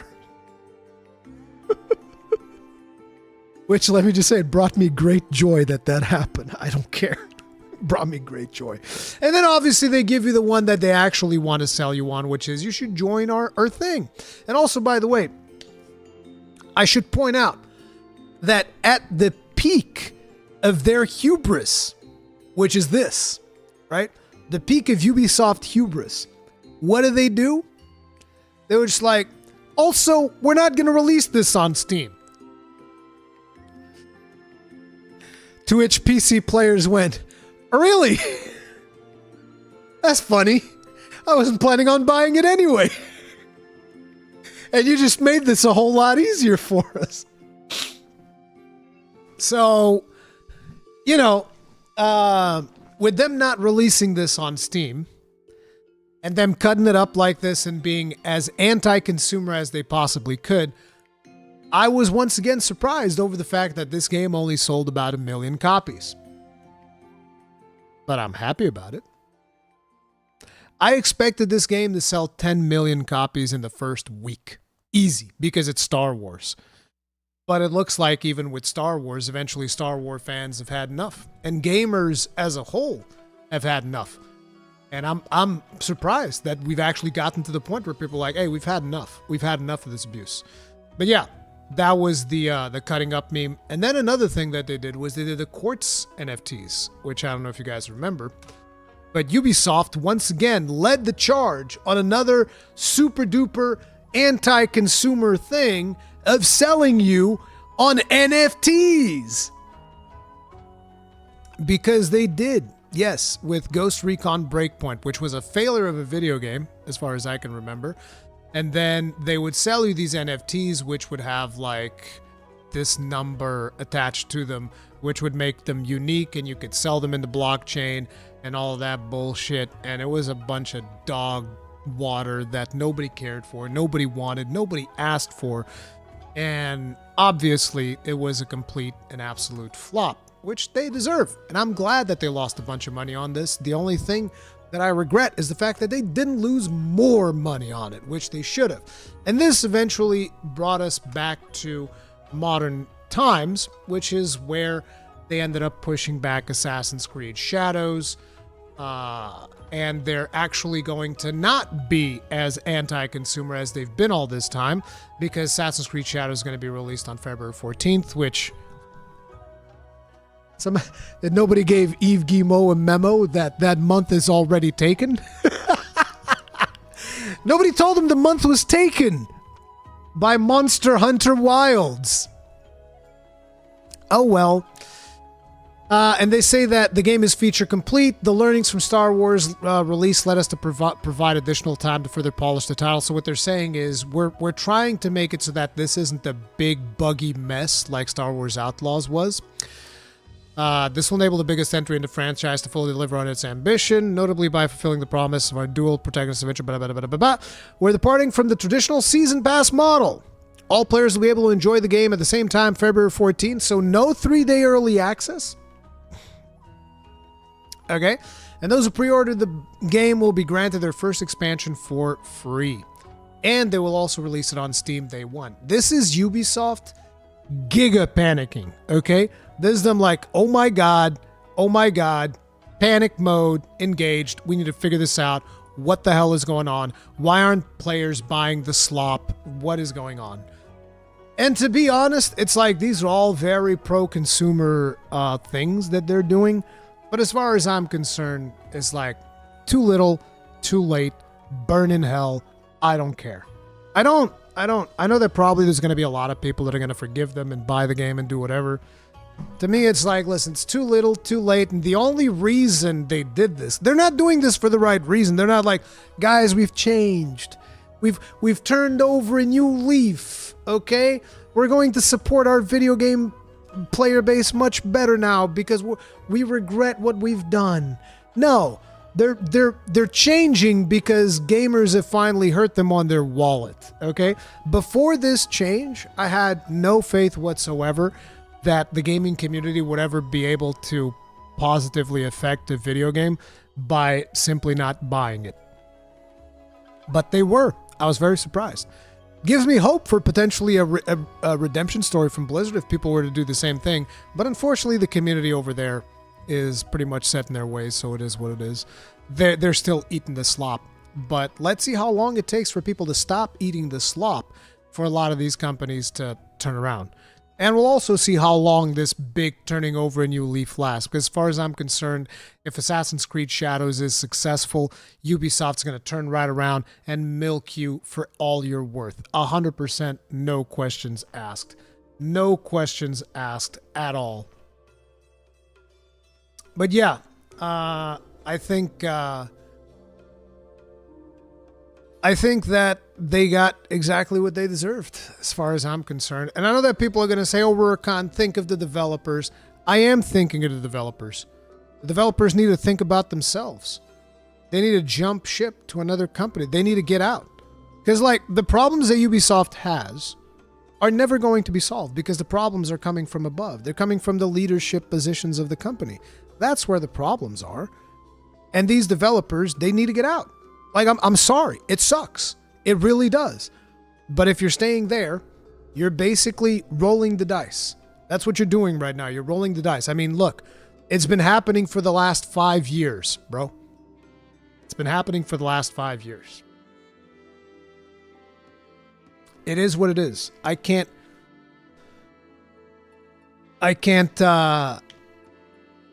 just be in here and say like, oh, I hope that they come back and everything goes well and blah, blah, blah, blah. Because if Ubisoft makes a comeback, you think that the developers that everybody is saying, oh, think of the developers. You think these developers are going to see a dime? These developers are going to continue to be overworked and underpaid. That's just the way it goes. They're always underworked and overpaid. Wait, no, the other way around. They're always overworked and underpaid. That's just the way it goes. And it's never going to change because the problem's at the leadership at the top. It's the same thing with Bungie. It's literally the same thing. So, you know, it is what it is. Ubisoft is finally deservedly crashing and burning, and I'm here to watch them burn. Yes, I am. Call me petty. I am petty. I don't care. It is what it is. What does Capcom look like? According to what I've seen, when I looked it up, they were actually increasing people's pay as opposed to laying them off. So Capcom's looking pretty good when it comes to that stuff.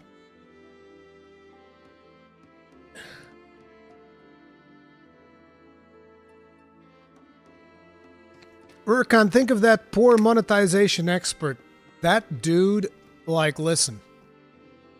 If there was a scale for how out of touch somebody is, that dude would be like at the tip top of out of touch scale. My man's over here being a monetization director, crying on social media. He's like, won't somebody think of, why can't you be more positive? Just spread positivity instead of hate. It's like, it's funny, dude. The monetization director was over here begging for gamers' sympathy after in that same post utilizing the usual derogatory language about gamers TM. After referring to gamers as incels and chuds, he's like, oh, won't somebody think of me? Poor little old me and my woes. It's like, imagine you going up to somebody, insulting them to their face, calling them an absolute miserable fuck, and then asking them for sympathy. Bruh. What about the XP booster, Rui? They might sync with Ubisoft. Oh no. Oh no. Oh no. Oh man, I don't give a damn about the monetization director. Listen, if you guys know the Steve Jobs interview, the one where he talks about the marketing people and the product people, that guy, the monetization director, that's exactly who he's talking about. That's exactly who he's talking about. He's like, then these people get a hold of the product and they push the product people out. That's him. That's that fucking guy, the monetization director. He's the one that's been corrupting shit. So fuck him. I don't give a damn about that motherfucker. It's that simple. PR shouldn't have let him post. What are they even doing? Yeah. Insults gamers. Gamers talk back. I'm being harassed. It's still one of the. This is still one of those things to me that is so weird. The amount of people that work either in the video game industry or in games media that consistently refer to gamers as gamers TM, the big bad evil boogeyman of gamers. They're so bad and racist and evil and misogynists and bigots and blah. The big bad gamers is like, if you don't like the gaming community, which by the way is often misrepresented by these people because the amount of misogynists, bigots, and all of these things is a small minority of the gaming community. It's a small vocal minority of the gaming community. If you're gonna misrepresent the entirety of the gaming community by this small minority, maybe consider working a different profession because you clearly don't like the people that are playing video games. Why are you writing articles for them or developing video games for them? Because I'll tell you right now, if I did not like people in the gaming community, I wouldn't be doing videos for the gaming community. I wouldn't be hosting live streams for the video gaming community. I would be doing something else. But the thing is, all of these misrepresentations that I constantly see of the gaming community are things that, from my personal experience, are blatantly false. Because usually I see way more positivity coming in from the gaming community than the negativity stuff that people are always pointing out.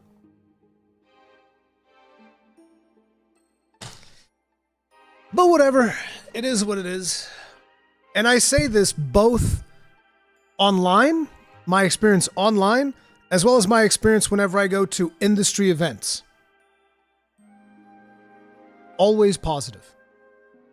Never had somebody come up to me in a gaming event and telling me to kill myself or something like that. Doesn't really happen.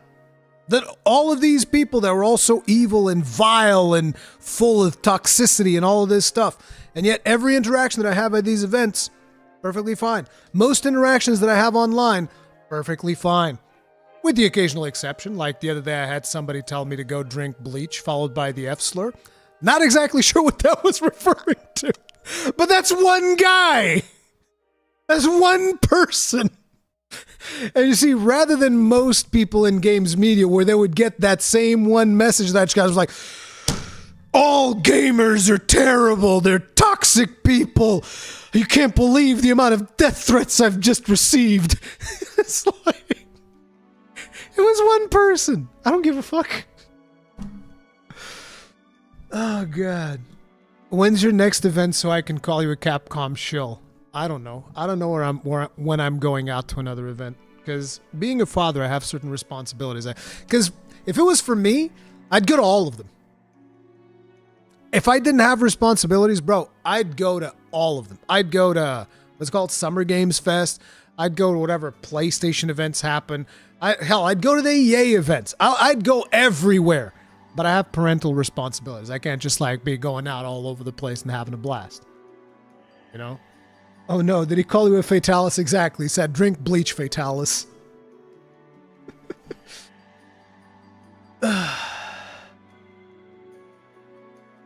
I would love to go to Paris Games Week, Regal Eagle. I would love to. But, you know, I can't just go to all of these. Fong Sword. But yeah, like I said, I think that it is very disingenuous that so many people in the industry choose to, you know, they cherry pick a couple of bad interactions that they've had, and they're like, these people represent the gaming industry. It's like, come on now. What the hell, dude? That's crazy.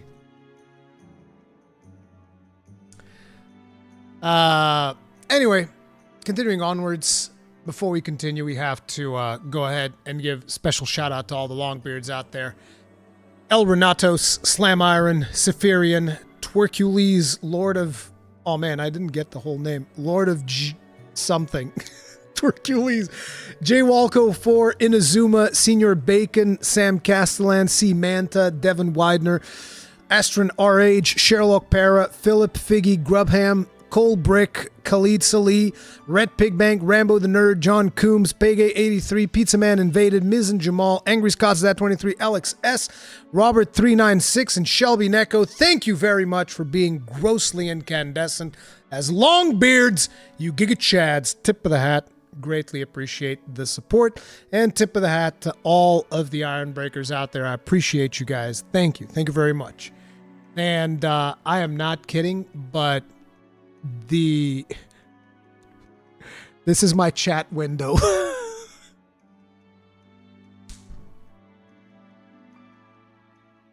No, what happened? Like, what is even going on? I'm at 32% memory. Chrome? What's wrong with you, Chrome? Chrome's like over here dying. Anyway, I should be able to refresh this. Yeah, we're back. Download more RAM, nerd. Exactly. Chrome ate my RAM. Yeah, there you go. Time to switch to Firefox. Well, see, I use Firefox. This browser here is Firefox. The reason I use Chrome for stream stuff is because Google has been pulling off some shady stuff when it comes to supporting Firefox with their products.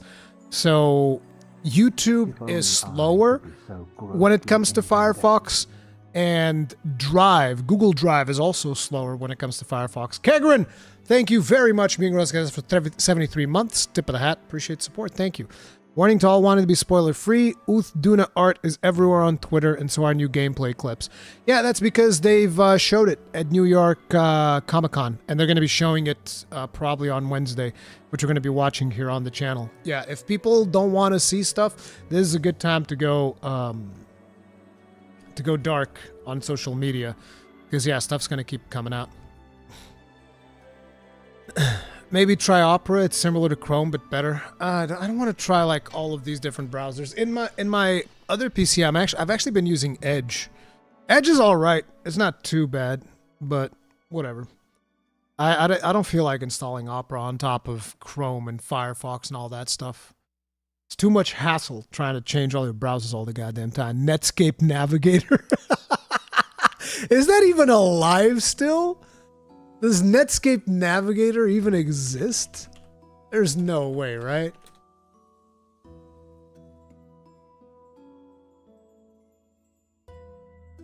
Nah, see, it's dead. It's a Wikipedia entry now. Netscape Navigator, no! Final release was in 2008, 16 years ago, dude. Nah, I don't think that's happening, Tummy Giggles. Still, Rurikhan, will you put more effort in your longsword video now that your son plays it? Listen, guys. You want to know what he did after he started playing longsword? He did the only thing he could have done worse. He started playing heavy bowgun. He's been playing heavy bowgun now. It's going to be real funny whenever he runs out of the beginning ammo that they give you and he doesn't know how to make more.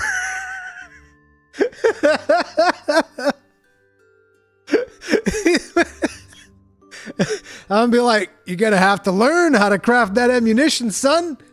You're going to have to learn that shit. I'm not teaching you. I don't even teach it on the internet.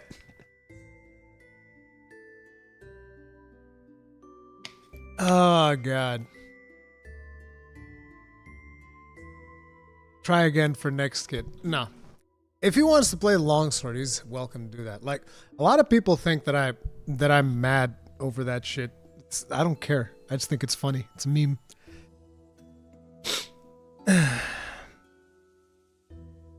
He's making Angbata proud. Exactly.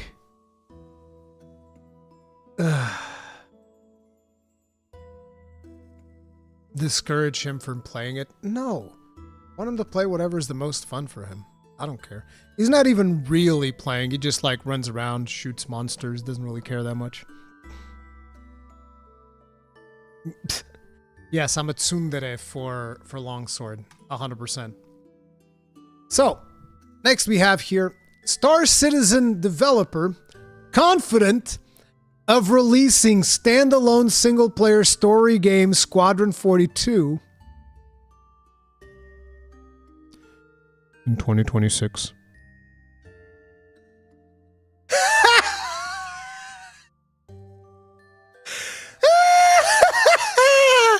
They got jokes. They got jokes over there at Cloud Imperium Games. They got them jokes. Bro, you ain't never releasing. They're just edging people. They keep edging them, dude. They keep edging people off. Didn't they say they were going to release it in 2024? I think at some point they said they were going to release it in 2024. They will not. They will 100% not. That game is never releasing. They're going to keep selling you ship PNGs for thousands of dollars. And, you know, the big Star Citizen fanboys are going to continue defending this company while they're running all the way to the bank. It's that simple. Star Citizen developer Cloud Imperium Games said Squadron 42 launch at some point in 2026. If the game does indeed launch then, it will come out an incredible 14 years after Cloud Imperium Games first launched Star Citizen's crowdfunding drive. Wasn't it called Robert Space Industries back then? During CitizenCon in Manchester, England this evening, Cloud Imperium Games boss Chris Roberts, known for creating the Wing Commander series, took to the stage to say Squadron 42 will offer 30 to 40 hours of gameplay, and that he was confident that Star Citizen's long-awaited standalone single-player story game would release in 2026. Roberts' on-stage comments followed a lengthy live gameplay demo that suffered a number of crashes, bugs, and graphical problems, but did give the audience a good idea of Squadron 42's first hour. Cloud Imperium Games demoed Squadron 42's prologue, which is designed to set the stage for the player as a pilot in the sci-fi game. The demo was heavy on flashy cutscenes with CGI representations of Hollywood stars such as Gillian Anderson, Henry Cavill, I didn't know Henry Cavill was involved, Gary Oldman, and Mark Strong, mixed with Wait, what about Mark Hamill? Whatever happened to Mark Hamill? Has it been so long that there's like, actually, we'll just get rid of Mark Hamill? It's like, what? Mixed with on-rails turret action in a huge space battle, the demo ended with a first-person shooter segment as the alien enemy boarded the player's ship. We did say we're doing it live, risking the demo gods, and they brought their wrath down on us, Roberts said as he walked on stage. There's a lot more that goes on in Squadron 42 after that, but that sets up where you come from, and there you become a pilot and start serving on a smaller ship, the Stanton. But there's a lot more in the game that we're just showing here. It's also been a lot more stable for me when I've been playing these last few weeks. Roberts continued, as I said at the start, we have 30 to 40 hours of gameplay. We feel confident we can bring the quality of the game up to the level we've just shown and more without crashes. Both the team and I are confident in giving you this game in 2026. Obviously, you can see it's not going to be tomorrow because you saw a few crashes there. Thank you for supporting us and allowing us to build such an ambitious game. Crashes aside, there's probably not another game that has a prologue that has that much action. Mostly, there aren't movies that have that much action in there. Gladiator has 3 minutes of battle and 8 minutes of prologue. This was an hour of crazy stuff. But thank you for allowing us to build something so amazing, and I can't wait for you all to be able to play it in the moderate future. Star Citizen is considered one of the most controversial projects in all video games over the 12 years it's been since its crowdfunding drive began. Star Citizen has been called many things, including a scam. Yes. Yes, it is. By those who wonder whether it will ever properly launch. Its virtual spaceships, some of which cost hundreds of dollars, are often the focus of criticism. Indeed, Star Citizen has now raised over $729 million. According to figures from Cloud Imperium Games, the developer makes revenue publicly available on its website, which at the time of this article's publication, Star Citizen has raised $729,151,801. $729,151,801. Cloud Imperium Games calls this money funds raised. In March this year, Cloud Imperium Games began talking about Star Citizen's 1.0 launch being within sight, although there's no release window. 1.0, Roberts has said, is where we consider the features and content set to represent commercial release. As it stands, Star Citizen is still in alpha. Yeah, right. Did you just say shitizen? Exactly. Star Citizen. If I hadn't said it, I definitely said it now. Star Citizen. Oh, dude, it wasn't from Kickstarter. From Kickstarter, they only got like a couple of million. Most of their funding came from their websites. They just made their own Kickstarter, so that way they wouldn't have to pay a percentage fee to the Kickstarter website. Look at the poll. Oh yeah, I voted on the poll. When will Star Citizen finally release 1.0? Never. I voted on never because that is the case. They're never going to see 1.0. People need to understand what is the motivation for somebody what is their motivation to release the game? When they release the game, they can't sell you ship PNGs anymore. You're crazy. You're absolutely crazy. Selling the game is the biggest releasing the game is the biggest mistake this company can make. If I was in charge of this project, I would never release it. You're crazy. Why would I? Look at the amount of money we're making. Why would I stop the gravy train? You got to keep the gravy train going, baby. I mean, I would release it because I have this very annoying thing called principles. So I would force them to release it. But let's be real. Anybody that likes money is not going to release this game because it doesn't make any sense. Why would you release it? It's so profitable right now. You release it's going to be less profitable. You're crazy. You're absolutely crazy.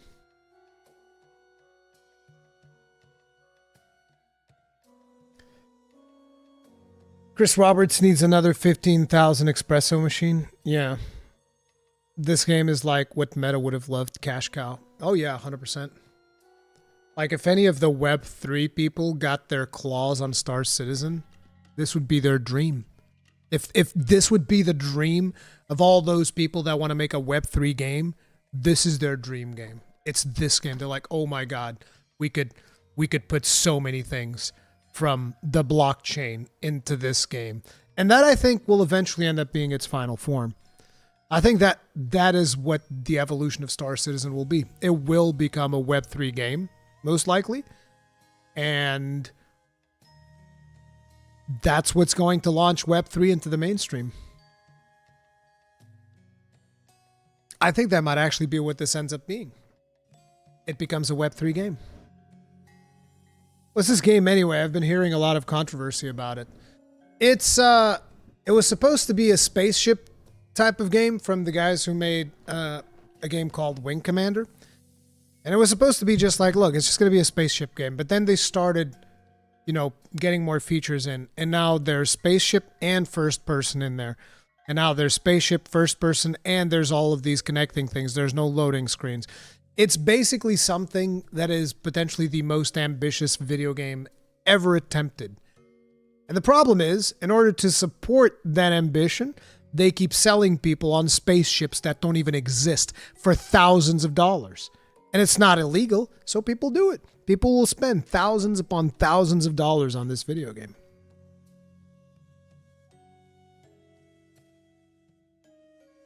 Oh, people absolutely paid for this hamburger expressionism. Absolutely. You've seen interviews of people that have paid money on this. 100%.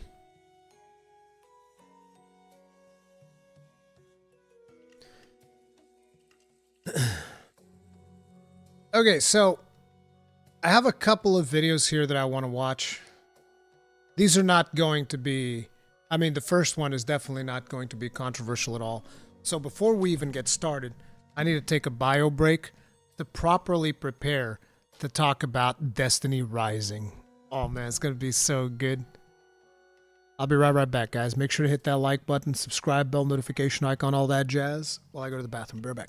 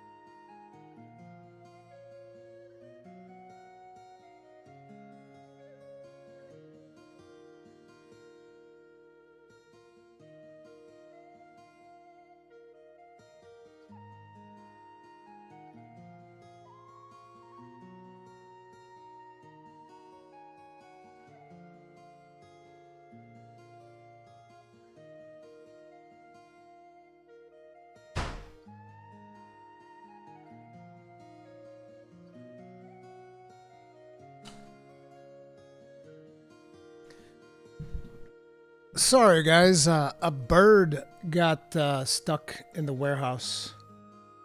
So I was trying to push it towards a window that I opened. That's why it took me a little bit longer. I was running after this bird. Excuse me.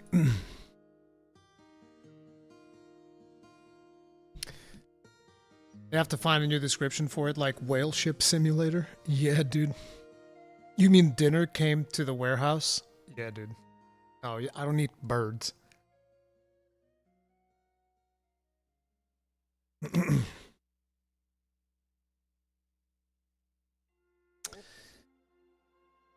Okay, so before we jump into this thing, Destiny Rising, okay? Let's talk about the Bungie situation. Bungie is another one of those companies that initially I've been super excited about them. I'm not even back from the Halo days because I'm not one of the people that played Xbox back in the day or anything like that. So I never even experienced like the big not resurgence, but the big surge of Halo with Halo 1, Halo 2, all of that stuff. Never really got super into that. I did play the original Halo on PC eventually, whenever that came out to PC. And I played the crap out of that game. That game was awesome. I loved playing Halo, but that was pretty much it. That was my experience with Halo. But when Destiny came out, I was super pumped about Destiny. I was like, man, this game looks like it'll be super fun. I was able to I think I got to see a presentation of it ahead of time or something like that. The hype was through the roof for the original Destiny. Played the original Destiny. I still greatly enjoyed what I've played of the original Destiny, but it was definitely incomplete, and it had a lot of issues, and it had a lot of problems. We all know about that stuff, right? Still played it through, then eventually came back for one of their expansions, because I took a break after I played it, then came back for one of the expansions, and then eventually I fell off of it. And then they announced Destiny 2. This was going to be it. They were going to fix all of the problems that Destiny 1 had, and they were going to make it better. And I came and I played Destiny 2. Again, loved the campaign. Greatly enjoyed, Destiny 2. I thought it was awesome. I even raided when Destiny 2 came out. We had those streams where we did the Leviathan raid, I think it was called. And it was really cool. I raid led a couple of times, figured out all the strategies, all of this stuff, and we did the whole raid. It was a blast. Played the crap out of Destiny 2, right? Until it got to the point where they did the whole XP shenanigans. I don't want to bore you guys with it because I know I've spoken about it a million times. Basically, they were scamming people out of their EXP, which I find to be completely despicable, despite the fact that it actually benefited me for the playstyle that I was doing for Destiny 2 at the time. But I thought that, here's a company that will blatantly lie to their player base, to their most dedicated players, and they will blatantly lie and not even apologize about it, not even give a damn. And eventually, they separated from Activision Blizzard, and we all thought oh man, things are finally going to get better. And it's no. Turns out, Bobby Kotick was actually the one holding them back. Bobby Kotick was the one who was holding... can you imagine how degenerate the people in the leadership of your company have to be when Bobby fucking Kotick is the one that is holding you back from your really, really greedy, nasty urges? That is some next levels of degeneracy, okay? But basically, when they separated from Blizzard Entertainment, that's when the Everstore got even worse. Everything monetization-wise in the game got way worse. They were abusing their player base left, right, and center. And guess what? As with many of these situations that we've talked about, their player base eats it up because there's not another game like Destiny. Because for all of their flaws, one thing that I will always say is that you can't beat Destiny's gunplay. You can't. Destiny's gunplay, to me, is the best gunplay I've ever experienced in a game like Destiny. It's just that simple. I love that gun. It just, there's almost like a texture to the gunplay of Destiny that feels phenomenal. It's the best. I know that a lot of people prefer the gunplay in Call of Duty. Not me. Give me Destiny gunplay all day, any day. It is awesome. Shooting guns in Destiny is unique. No other game does shooting of guns like Destiny does. But in terms of content, it leaves a lot to be desired. And they keep basically screwing over their player base. In terms of monetization, it is also absolutely despicable. The fact that they will sell you an expansion to the video game and then cut it up like the meme we saw earlier, the burger meme. You guys remember that still from the previous segment about Ubisoft? They cut up the main dungeon of that expansion. They'll cut it up and sell it to you, separated from the expansion itself. Imagine, imagine you bought, let's say, Iceborne. Okay? You bought Iceborne, but Fatalis is sold separately. Actually, it's worse than that. It's more like you bought Iceborne, but Hoarfrost Reach is, in every hunt that takes place in Hoarfrost Reach, is sold separately. That's about the same thing. It's like, no, dude, that's disgusting. And people defended this, by the way, because I made videos talking about this. And people were like, no, you don't understand, because you buy it with the season pack and then you have everything. It's like, so you're just confirming what I'm saying in a different way, which is you buy the expansion and then you have to buy the season pack to gain access to the dungeon. Exactly. Like Gideon Prime is saying, Stockholm Syndrome. These people have Stockholm Syndrome. And so this is one of the reasons why I've said this company needs to burn to the ground. Same reason as Ubisoft, which is if they burn to the ground, they send a message that the gaming community is done with this ridiculous nonsense and with this absolute milking of their player base, these ridiculous microtransaction practices that nobody should support in any way, shape, or form. But here we are. And guess what happened later? Bungie keeps firing people. They keep firing and they're reducing the scope of everything that Destiny 2 is going to become. They've gradually reduced the scope. No more big expansions. Now you have these smaller expansions and these smaller experiences that focus mostly on replayability, also known as grinding, repeatable content. Which is like, listen, if you like that, you do whatever the hell you want with your money. Don't speak with your wallet. Do whatever the hell you think you should be doing. But basically what Bungie ended up doing is they split their team, and rather than putting a decent chunk of their team working on more content for their cash cow, which was Destiny 2, they decided to take on all of these different side projects. And what we're watching today is going to be one of those side projects. Now, the thing about this particular side project is that we here in the Ironbreaker community are going to be very familiar with the people who are developing this, because Bungie isn't developing this.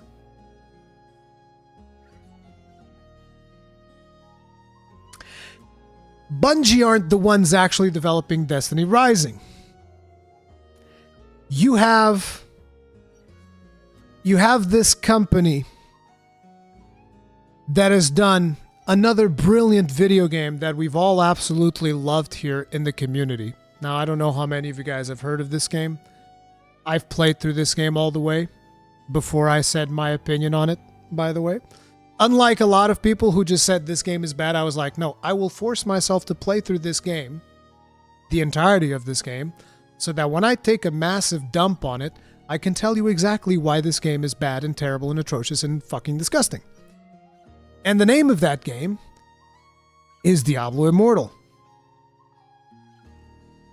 And the company that is working on Destiny Rising is NetEase, which I like to refer to as the skin job company. They're the skin job company. They're the company that takes the skin of another video game and then they fill it with their shit engine and their shit mechanics and their, just fill it with shit. And then they put it in there. So this is what this is. This is a Destiny skin enveloped around a turd that was developed by NetEase. Okay?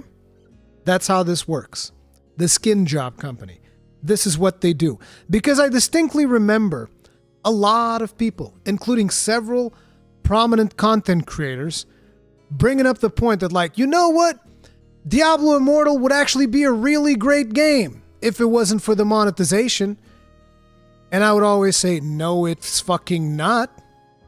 You take all that monetization away, you're still left with a shitty Diablo 3.1, actually worse than 3.1, probably like, I don't know, dude, like something worse than Diablo 3, let's put it like that. You take away all the monetization, the game you're still left with is like a lesser version of Diablo 3, which was not the best Diablo to begin with. But no, I still had to hear all these people talk about how, oh, if it wasn't for the no, it was a shit game with or without the monetization. The monetization just made it shittier. That's pretty much how it worked with Diablo Immortal, and that's pretty much what we can expect from Destiny Rising. But now, let's not hear it from me. Let's hear it from the developers, shall we? Let's see what they have to say about this. Well, first I have to actually let them speak. Ah, so hopeful. Oh, yes. 大家好，我是战无成，网易游戏旗下。 Hello, I'm Jacob Chen, the producer of Destiny Rising here at NetEase Games. Destiny is an outstanding global brand that we respect deeply, and our team is filled with dedicated fans of this incredible franchise. We are constantly amazed by the extensive community it has catered, and are honored to have this opportunity to introduce a brand. You know what? That's something I'm also amazed with. How extensive, how big of a community this game has been able to make. Like, I am genuinely impressed that so many people are willing to just eat shit sandwich after shit sandwich and ask for seconds. That I'm impressed, bro. I am very impressed. New Destiny experience to you all. Our team has been tirelessly working to provide you with a great gaming experience. We hope to continuously explore and clash new ideas to bring fresh, exciting content to the game. Without further ado, here's Destiny Rising. Hey everyone, we here at Bungie are so excited that NetEase has invited us to join them as they announce their brand new mobile game set in an alternate Destiny universe. Now, for the past few years, NetEase has been working hard, and it has been our honor to support them in building a high-quality and authentic... I love the pauses because she's literally just reading off of a script. You can hear it in her voice. As she's speaking, every time you notice on an awkward pause, imagine that there's somebody there in the room with her pointing a gun at her head and just saying, just read from the prompt. Just read from the prompt. That's what's happening. Like, listen. Universe. Now, for the past few years, NetEase has been working hard, and it has been our honor to support them in building a high-quality and authentic Destiny. She's not even looking at the camera because she needs to look at the script, okay? They didn't even give her a teleprompter. It's just like in her monitor, and they're like, just read from the script. Experience, and on a brand new platform. Did she have to lean forward near the end there because she couldn't read the words properly? Universe. Now, for the past few years, NetEase has been working hard, and it has been our honor to support them in building a high-quality and authentic Destiny experience, and on a brand new platform. She's like, "What's that?" Like, look. I'm being evil now, okay? I'm just being evil. I'm being a little bit evil. I'm sorry. I apologize to this person whose name they didn't even put in here for some reason. Oh, here it is. It is Tricia Medrano, she's the lead producer. Okay. And on a brand new platform. Destiny Rising is a new take Terry on Redfield. Destiny, set in an alternate universe with its own timeline, but true to the core tenets and identity of Destiny. Our partnership team at Bungie has worked to support NetEase in designing Rising to be a game that should be perfect for veterans of the franchise, and also appeal to a whole new audience that has yet to experience the world of Destiny. We can't wait. There's literally no feeling behind the words that these people are saying. There's no feeling, there's no genuine excitement. It's like they know this is going to be a sloppy cash grab. They know. You can tell by the way that they're speaking, they know. They're just doing like the bare minimum. They're like, okay, you want me to read what's on the screen here? Fine, I'll do it. Like, what are you going to do? Going to fire me? Like, fine, whatever. For NetEase to show you what they've been working on, and we look forward to modern audience. Wait, what? To be a game that should be perfect for veterans of the franchise and also appeal to a whole new audience that has yet to experience the world of Destiny. It says new We audience. can't wait for it says new audience, not modern audience. Guys, Jesus. I already have to hear all this DEI talk whenever I'm speaking with Akalon every Friday. Please. NetEase to show you what they've been working on, and we look forward to playing Destiny Rising right besides all of you. I'm sure you're looking forward to playing this goddamn gotcha abomination of Destiny. I'm sure you can't wait.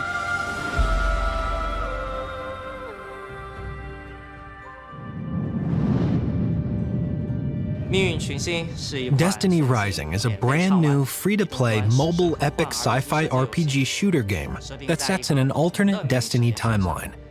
It embarks on an epic adventure rooted in the aftermath of a fateful alien invasion, where humanity struggles to rise from the ashes of destruction.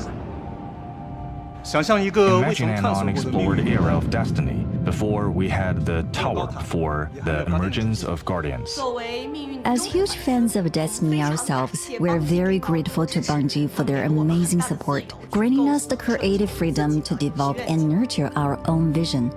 We want to capture and depict a specific time where the reins are in the hands of the players, to experience, to explore, to define. I'll tell you what, these guys have at least a better idea of what the Destiny player base wants than the Destiny team themselves. The simple fact that they offer people the third-person experience, I guarantee you that Destiny players, this is something that probably a lot of them actually want, because a big part of these games is fashion, and you want to be able to look at this character that you've carefully created as armor, and you painted it very specific ways with all of these shaders and all of these things.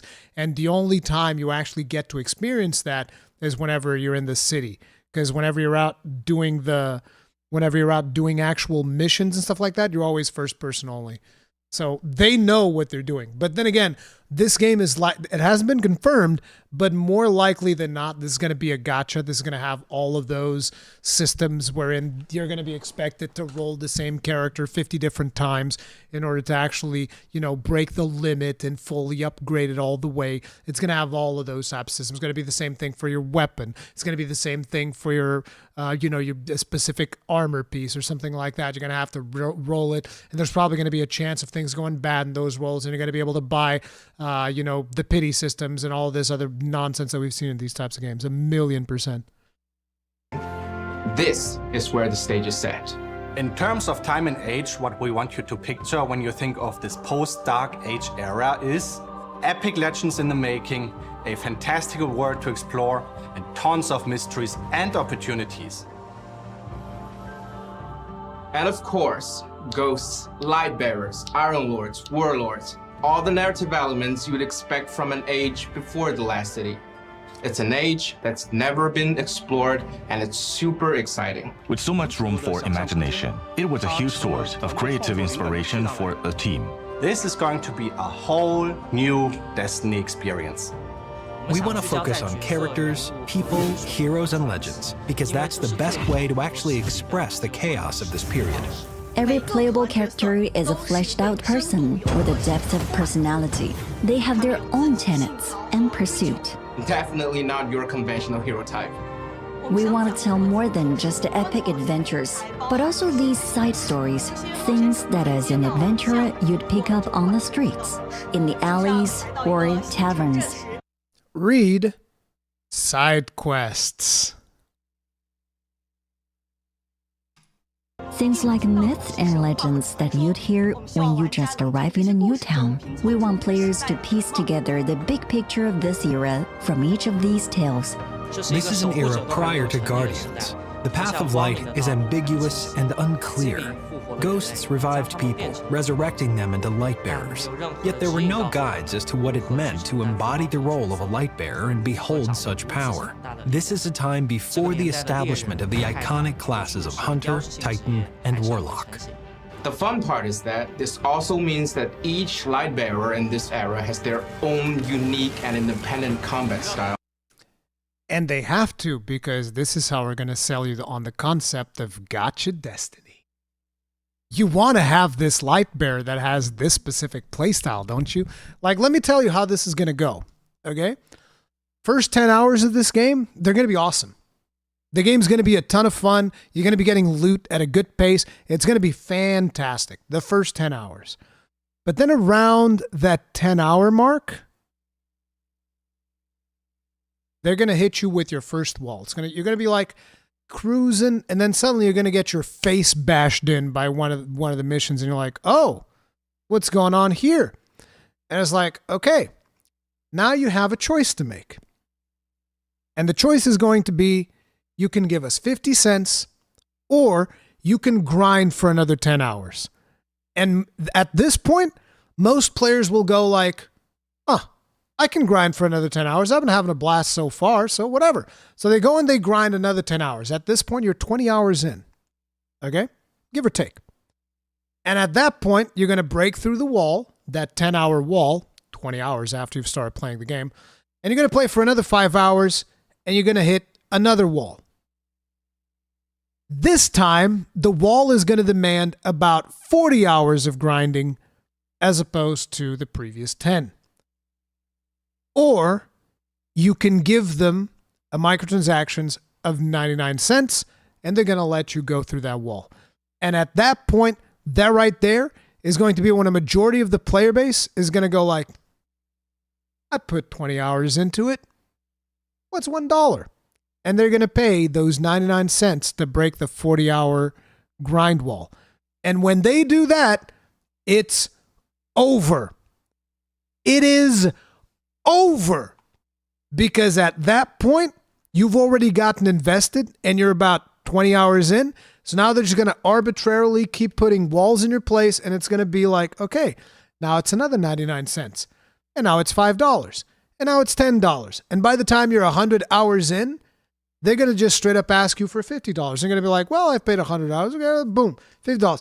And that's how they get you, because by the time you get to the $50 point, you're thinking $50, but you've already paid 100 in tiny microtransactions all the way up until that point. So it's going to be very easy for your brain to justify that expense, but you've just been getting milked over and over. And you need to understand, these people have this shit down to a science, okay? I'm talking like they have psychologists and psychiatrists in their team that are dedicated specifically to determining what is the breaking point at which they'll be able to extract money from you, because that is how this part of the industry is made. It is that simple, and that is 1,000,000% the way that the business model for this game is going to be. So just be aware that that's how it's going to be. And the thing is, whenever this game releases, which I don't know, I think they're doing like a beta in November or whatever, you're going to have people run into this video where I'm criticizing this, and they're going to be telling me that I'm an idiot and I should actually play the game, give it a chance, blah, blah, blah. Basically, there's going to be a bunch of people that are going to come in here and going to defend this, okay? This is going to happen very early on in the game's life cycle. Anybody that runs into this video at the beginning, they're going to come in here and they're going to defend the game. And then 100 hours later, they're going to come to the realization, oh, crap. He was actually right. He predicted everything that was going to happen. How's that even possible? But they're never going to come back and apologize. They're going to keep paying. That's going to be the worst part. If at least they would realize that I was right and they would do something about it, that would be good. But they're going to realize that I was right and they're going to keep doubling down on giving these people money. That's the worst part about it. And that's the part that makes me really sad. But that is 100% going to happen. that players would get to explore and master. Destiny Rising focuses on the individuality of the character. See, right there. That focuses on the individuality of the character, of course, because it's a gacha game. Very much like Genshin. Same thing. They are unique not only visually, but also provide a brand new ways of combat. Of course they Here do. in Destiny Rising, you will encounter familiar faces and, of course, many new legends to discover. With new combat styles and new threats, of course, comes new gameplay. In Destiny Rising, we inherit the classic modes, missions, strikes, 6-player PvE activities, some of the most iconic of the Destiny franchise. Additionally, we introduced new gameplay modes that allow players to fully immerse themselves in this unique science fiction fantasy. In short, Destiny Rising is the perfect on-ramp into the Destiny universe. Whether or not the player is familiar with... It's actually funny for them to say this is the perfect on-ramp to the Destiny universe, because I guarantee it's going to be a whole lot better than whatever the fuck it is that they called the new player experience for Destiny 2. You want to know what the new player experience for Destiny 2 is? Looking up a 50-minute long YouTube video to figure out which one of the things you have to buy for the fucking game, because they can't even explain that part to you. You go up to try and get into Destiny 2 right now? Good fucking luck. For starters, you won't understand a damn thing about the story. You're going to need somebody to actually guide you through what the hell you're supposed to even be doing, or what the version of the game you should even be buying, because Bungie has versions in there of things that you definitely shouldn't be buying as a new player, and they don't give a damn. They're like, hell yeah, you bought this thing that is not even in the game anymore? Huh, that's too bad. Guess what? We're pocketing your money, though, so that our CEO can go ahead and buy a couple of more exotic cars. Hey, sucker. the franchise. The game features a ton of brand new weapons, from normal dropped all the way up to the exotic tier. With an already massive pool of weapons to choose from, we're excited to build on top of that. Of course we're gonna build on top of exotic. Where do you think you're gonna be putting your money in, baby? You're gonna be upgrading that weapon for the rest of your life! For the rest of your life! You guys remember Diablo Immortal? You needed like, what was it? Over $100,000 to finish a character? Bro, that was just an appetizer. Wait for the Destiny version of that. Just you wait. Introduce a whole new weapon rarity class called Hells Mystic. yeah. Mystic! An entirely new weapon type. Many jewels were lost to the Dark Age, but Jewels! Who doesn't remember Jewels? The jewels of Diablo Immortal? You guys remember that shit? Oh my god, dude. They're gonna make so much money! You guys have no idea! Destiny Rising will bring them back to light. Sit tight, you'll see them soon enough. So far, all the gameplay footage we've shown in our trailer and this direct video came from actual in-game capture. And although we are still quite early in our development phase, we want you to get hands-on with Destiny Rising as soon as possible. We can't wait to show you all the fun stuff we have planned. To help us reach our goal of creating the best mobile Destiny experience possible, I'm excited to announce that our first closed alpha test kicks off on November 1st in the US and Canada. If you're interested, click the link below to pre-register and sign up for a chance to take part in our first closed alpha test. We are honored and humbled to share our story within a franchise that so many players love. Dude, We just are what dying I've been to know what you waiting. think about the game. For more info about our upcoming man, closed I can't alpha wait. test, come join I'm us in so our excited. official Discord, and make sure to keep tabs on Man, our I'm community joining that channel for the Discord right latest now. news. We hope to see you all soon. Oh man! Woo! Let's go! Aren't you all excited? Come on, guys, let's go all pre-register right now. These people have no fucking shame. They have no shame. The skin job company is here to extract more money from you. Like the peasant you are. They're here to solve the problem of all this money that's burning a hole in your pocket.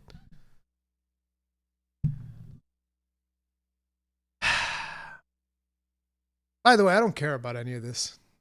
Anybody that wants to like listen, if you got fleeced by Destiny, okay? Let me just make this point.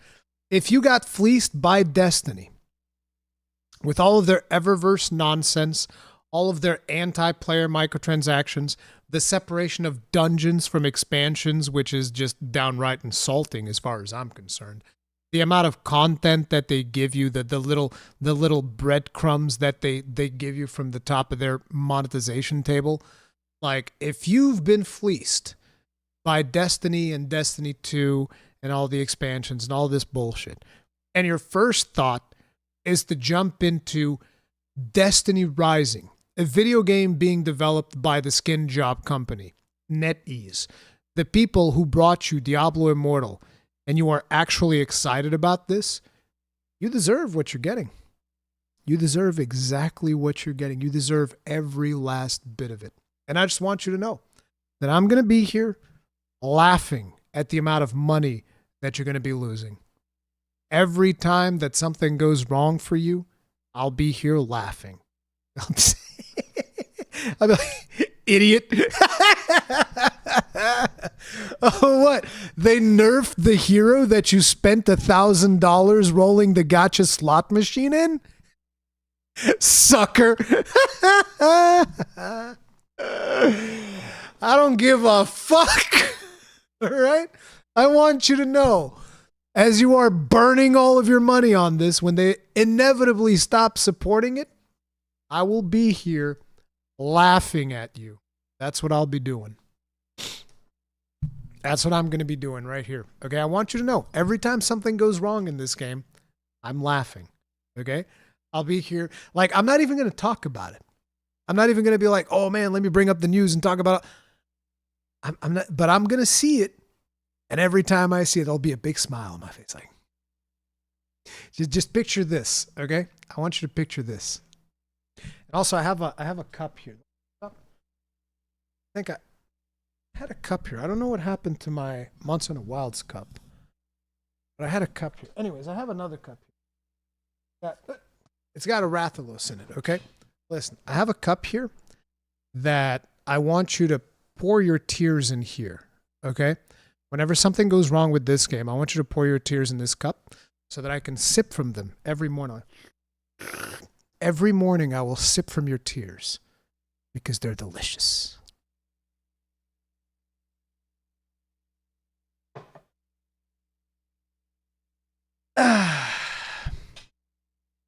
Yeah, buddy. Yeah, buddy.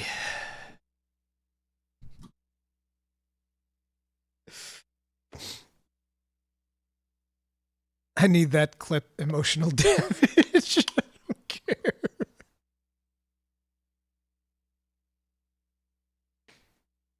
I do not care. I don't give a damn. It is what it is. I am happy when things go bad for companies that abuse their customers. It makes me happy. It just makes me happy. And when people, even after they've been told over and over again not to support certain business practices, and when those people inevitably get their comeuppance, I am happy. Big smile on my face. Anthony McMuffin, thank you very much for the souls. Tip of the hat. Appreciate support. Thank you. So how much money do you think it'll be to fully max out your character? I think they're going to go for 200K this time. I think they're going to be a little bit more ambitious, and they're going to be like, hell yeah, these fucking pay pigs, they can afford it. Let's go. Still, even the fact this is basically an MCU-style poster screams mid. Maybe. How many liters is that bottle? Looks like you're already set with all the Diablo Immortal tears. This is 1.5 liter. Usually I drink from 1.5 liter bottles. I won't be sipping tears. I'll be bathing in them. Yeah, exactly. Second.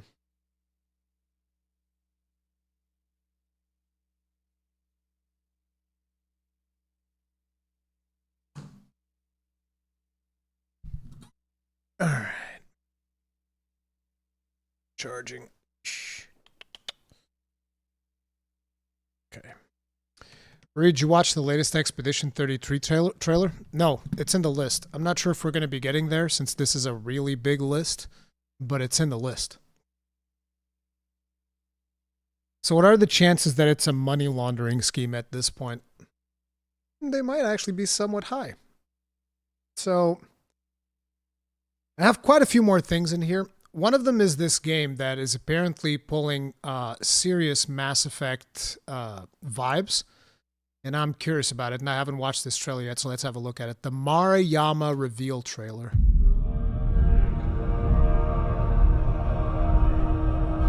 It almost looks like a Star Destroyer. Do you know what fear is? The Marayama. Is that Matthew McConaughey? They thrive on it. These monstrous celestials haunt the darkest corners of the cluster, hunting for isolated targets. And unfortunately for their victims, the Marayama are interested in more than just stealing cargo. They want minds, memories, emotions. The more twisted and tortured, the better.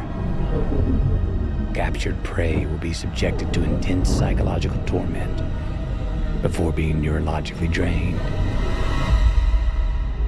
Those rare few who the Marayama allowed to survive and escape often never return to space, for they know too well the terror that lurks out there, in the dark, between the stars. I am CZ Orlev.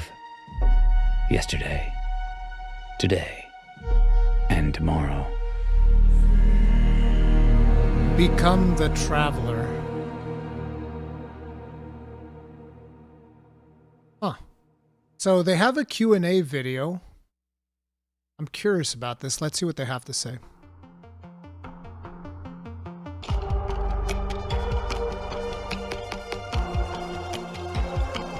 So I'm a huge science fiction fan, and I really felt that I had, one more story to tell. It came from actually a long time ago, back in 7th grade, I think. I was reading about Einstein and, theory of relativity and time dilation, and it just blew my mind. I had a teacher who assigned us a short... They're talking about, they're going to be using time dilation, so they got Matthew McConaughey because of Interstellar? Is that the reason? Story. We had to write a short story. Before he assigned it, he said that he'd never given out a 100% mark. And of course, I'm very competitive, so I was like, I'm going to get the first 100%. But I spent the entire month, because we had a month, writing and rewriting and writing and rewriting. And I wrote a story about time dilation. Fast forward today, and that's the kind of story I want to tell. Oh, also, I did indeed get that 100%. So I can attest to the reality of all of that. Like, the fact that James has been that big a nerd for this entire time is amazing, and why we're doing this amazing game together, but also the competitive element of it too. So yeah, totally true story. Totally true story. Will there be a correlation between choices and progression? This is one of the exciting parts of what we're building in Exodus. The choices you make are going to impact story progression in a bunch of different ways. Your choices are going to have consequences for your loved ones back home. You're going to see that impact on those choices in cool ways we unfortunately can't reveal quite yet, but they're also going to affect a bunch of other things. Progression options for your character as you advance in the game. Your homeworld and your civilization overall, and that's going to be pretty enormous. We're super excited about that. There's a really cool element that I think we really internally are most excited about, which involves some crazy outcomes with your companions. I wish we could share more today, but we've got to save the details for later. Many games take place in space if not included. Jesus, these are going so fast. Later. Many games that take place in space have not included the ability to explore open space. Will this game give us the ability to explore open space? Our vision for Exodus is to create a deep story-driven adventure that takes place across the entire So the beginning of this answer is basically no. galaxy. Exploration and discovery is a big part of that journey. At the end of the day, you're trying to save everything you love. That's your real mission here. To do this, you realize you've got to go out on these missions and uncover exotic celestial remnants. How you use them when you get back home is where it gets really interesting. You're back on your home world after finding a remnant, and now you've got a choice of how you're going to harvest it. Do you want to use it to make weapons against the celestials themselves, or expand scientific discovery for humanity? That's just one example, but that's what this is about. Exodus isn't about broad open space exploration. You're on specific missions to recover these remnants. You're driven by time. It's your enemy you can't see, but you also can't ignore it. And that urgency is to get home, figure out how to leverage these things to save your planet, not miss out on what's happened with your loved ones while you've been gone due to time dilation. That's really what it's all about. And we're really excited to unveil that to players. Literally no one wants to explore open space. You want to fly through black nothingness for hours. I think you shouldn't say literally no one, because I can promise you there are people that absolutely love flying aimlessly through space. I've seen it multiple times. I've done it myself. There is an appeal to just flying through space and seeing the different constellations, and then every now and then landing on a planet, seeing what that planet is about. That was a big part of my experience in Elite Dangerous. So, yeah. How does traveling affect gameplay? Are the time jumps crafted as story leaps, and you are entering a different chapter of the game's story when you return? The time jumps are indeed story leaps, but there's so much more than that. Before you go on an exodus, you're going to need to make some really important decisions about your friends, your family, and your entire world. You're going to make these choices knowing that you won't even see the consequences for years or even decades. This gives extra weight to every choice that you make.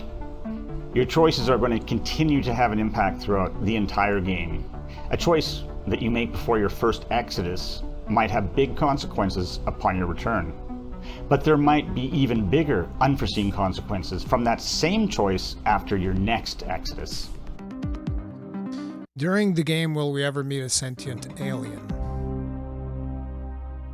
Yes, you will. In fact, you will meet several sentient aliens. You'll even adventure with sentient aliens. But really, the definition of alien in Exodus is a little different because they aren't extraterrestrial. Everything has a terrestrial origin. Everything has come from Earth and has evolved over 40,000 years. And that can lead to some really weird civilizations. See, that's not as interesting to me. Because, like, I like the concept of aliens. I don't like the idea that because I think I talked about this with Akalon, where he was telling me that, every other race comes from Earth. They've just evolved in different paths depending on which planet they evolved in or whatever were the circumstances and blah, blah, blah, blah. And to me, it's like, that is a very limited interpretation of sci-fi concepts. It's like, everything comes from Earth. It's kind of like, I like it when you have other species that came from other planets, you know? It could be interesting. I'm not saying it's not interesting, but I would prefer to have aliens that actually come from other planets. And versions of humanity or other animals from Earth. Just think of how we humans turned wolves into chihuahuas just through breeding them. And now take that, multiply it by 40,000 years, and using all sorts of genetic technologies, and we have a... So furries. Space furries. That's what we're getting. All right. Lineup of aliens that's going to be weirder than most science fiction games or science fiction worlds that you've seen. Can you break down silicates more? What the hell? Dude, these questions go so fast. Can you break down silicates more in terms of gameplay? Would you be playing as a silicate, like a different class, once your character is infected? I don't even know what a silicate is. Silicates are, they're really cool, and they're going to be one of those things that I think people will remember about the game. However, I can't really talk too much about them because I don't want to spoil anything, but I can say that the choices you make in the game will have a huge impact on how silicates appear in the game. So you might be talking to your buddy who's also playing Exodus, and you'll describe your experience with silicates, and he'll be like, "What? That's nothing like what's happening, in his version of the game." It's actually pretty cool. There's one choice in particular. I like when that happens in games. Has massive consequences that span centuries. Well, the game support a variety of different gameplay styles? For example, can we customize our weapons and abilities? Oh, definitely. The game supports many different play styles. Like, this is something that's really near and dear to us in terms of the minute-to-minute experience that we want to deliver to players. You're going to be able to build up your character that suits you and your play style and supports the choices you want to make as you play along in the journey that you go through on Exodus. Will we have gameplay to see before the game launches? So we've been fortunate to be able cool. to have shared some pre-alpha gameplay back at our official announcement at the Game Awards last December. That's really the beginning for us. There's a bunch more gameplay we wish we could share. Today, I have to be very careful because my marketing director's staring at me with steely eyes from behind the camera that you all can't see. So I've got to be very careful with this answer. But all I can tell you is stay tuned because there's amazing stuff going on here at Archetype. The game's looking awesome and we're super excited to share with everybody. And I say super excited a lot. I'm sorry, but I am super excited. So yeah, the game looks awesome. We can't wait to share more. And just so you know, Drew Karpyshyn actually has fun playing Exodus now, and he hates everything. That's so true. We had a gameplay review the other week, and Drew actually said, "This game's actually fun." And we're looking at him like, "What? Is that an insult and a compliment from Drew simultaneously?" And it was. I don't know who this Drew person is. So on the gameplay features the idea of your choices. Jesus. And it was beautiful. So on the gameplay features the idea of our choices changing the future. Are there many different endings for each player? Well, the game's ending is one of probably the defining features of Exodus in that, the choices you make are going to essentially have impacts from the beginning to the end of the game. The way that he is answering this question, I already have this idea in my mind, and this is a preconceived notion that we instantly get whenever we're talking about games with multiple endings, stuff like that. I predict the traditional slides ending, which is like, here's how it happened with this decision that you did. And then fade in, fade out, and here's how it happened with this other decision that you did. And then there's just like a series of those. That happens a lot with games that go for an abundant level of choice. It's not even a bad thing. But it is something that we've seen before. I would like to see them do something different. Whether that is going to be the case or not, we shall see. And at the end of the game, you're going to do, well, I don't want to give away too much, but let's just say there's some time jumps where you get to really see the consequences of the choices you've made over the course of decades, centuries, that kind of thing. And when you talk to your friend who might have also finished the game, you're going to find that his or her experience at the end of the game was completely different. It's a very unique experience, and I can't wait to be able to tell you more. Message from our founders. Hey, Exodus fans. We're so excited you've been following along with our journey. We just wanted to let you know from everyone at Archetype, it's your enthusiasm that's the fuel that helps us make this amazing game, and we're really looking forward to being able to share more with you over the coming months. Keep your eyes peeled. There's going to be some cool things coming out really soon. We have a lot. What was that? This is like one of the most awkward things I've ever seen. Come on, look at that. Helps us make this amazing game, and we're really looking forward to being able to share more with you. I'm sorry, dude.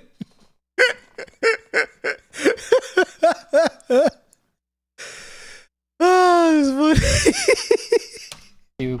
Over the coming months, keep your eyes peeled. Come closer, buddy. Come close. It's all good. There's going to be some cool. He's like, don't touch me. Stop touching me. Cool things coming out really soon. We have a lot we can share. Look forward to it. We're excited to talk to you more about what we're doing. I mean, look, there's nothing wrong with that. I just think it's funny as hell. It's an amazing game. Thanks very much. Like, I'm interested in this. We'll see how this pans out, but I'm definitely interested in checking it out. I think it's an interesting concept. I think it's going to be an interesting game. I get a lot of Mass Effect vibes from this. I like the concepts of games having all these choices and stuff like that. And what I'm hearing here seems like they're super excited about it, so we'll see how it pans out. But yeah, let me get in the shot. They're name dropping Drew because everybody loves Mass Effect, not 3. Okay. So Drew is the writer of Mass Effect 1 and 2? Okay. That's cool. And I like Mass Effect 3, by the way. I'm one of the few people that likes Mass Effect 3. I enjoyed Mass Effect 3. I mean, sure, the ending is not the best thing, but it's like, I got the ending that I got for Mass Effect 3, I was not unhappy with it. I got the red ending. I was like, fuck everybody. I'm burn these goddamn robots into the ground. That's what I'm going to do. No robots. Nobody lives. Everybody dies. That's what I did. I never did the green ending thing or whatever. I was like, nah. I don't compromise. These machines came over here and fucked with me, and now these machines gonna die. That's simple.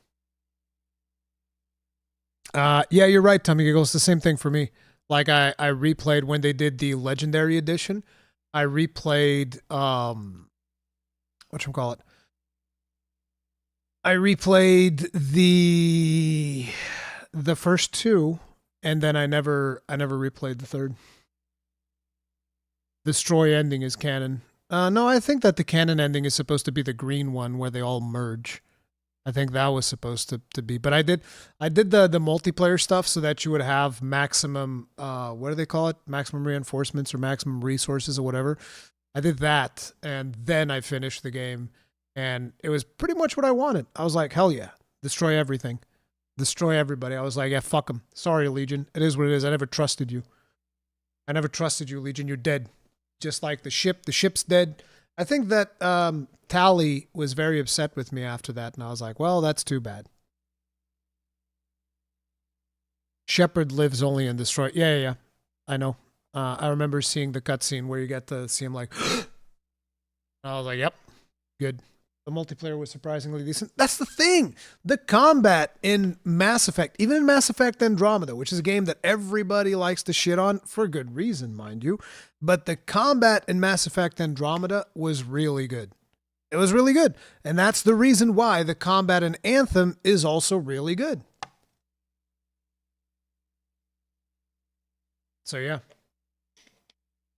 I also think that Synthesis is the canon ending. By the way, guys, if you're enjoying the stream, I haven't asked a single time, but you guys can hit that like button because it really, really helps me out. I really, really appreciate it. Thank you.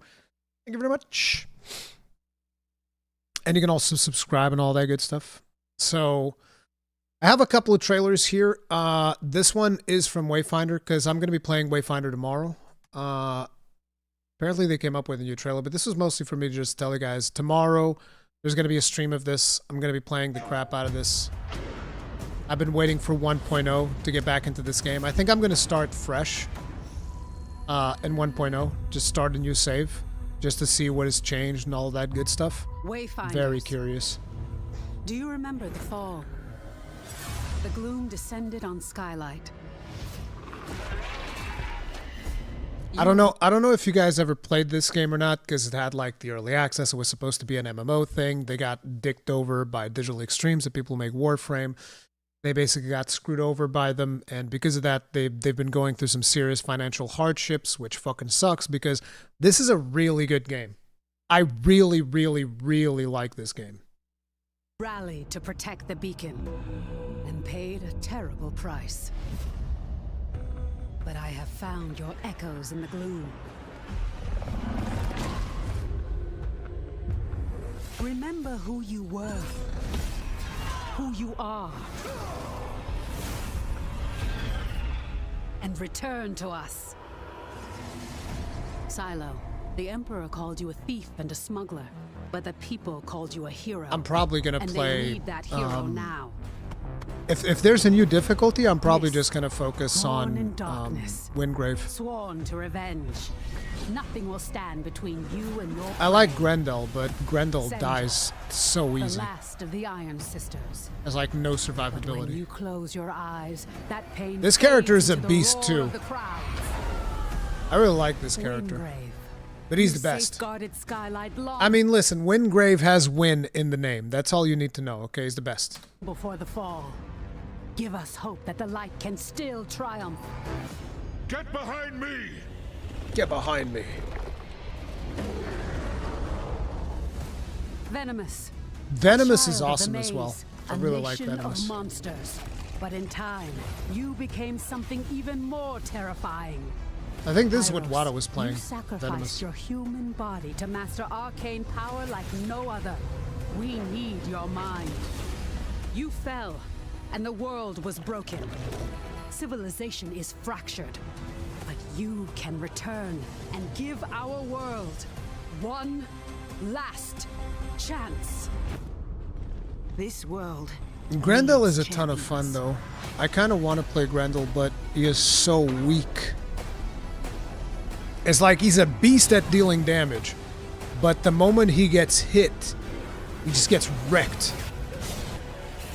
I'm also curious about the new Wayfinder. I haven't seen anything about her yet. So this comes out tomorrow, and I'm going to be live streaming it probably around 2:30, which would have been like 3 hours ago, give or take. We'll start the stream. I haven't made the event yet, but yeah, this is what we're doing tomorrow. Of course, Ruri likes the guy with the giant-ass shield. Yes, I do. You're goddamn right, I do.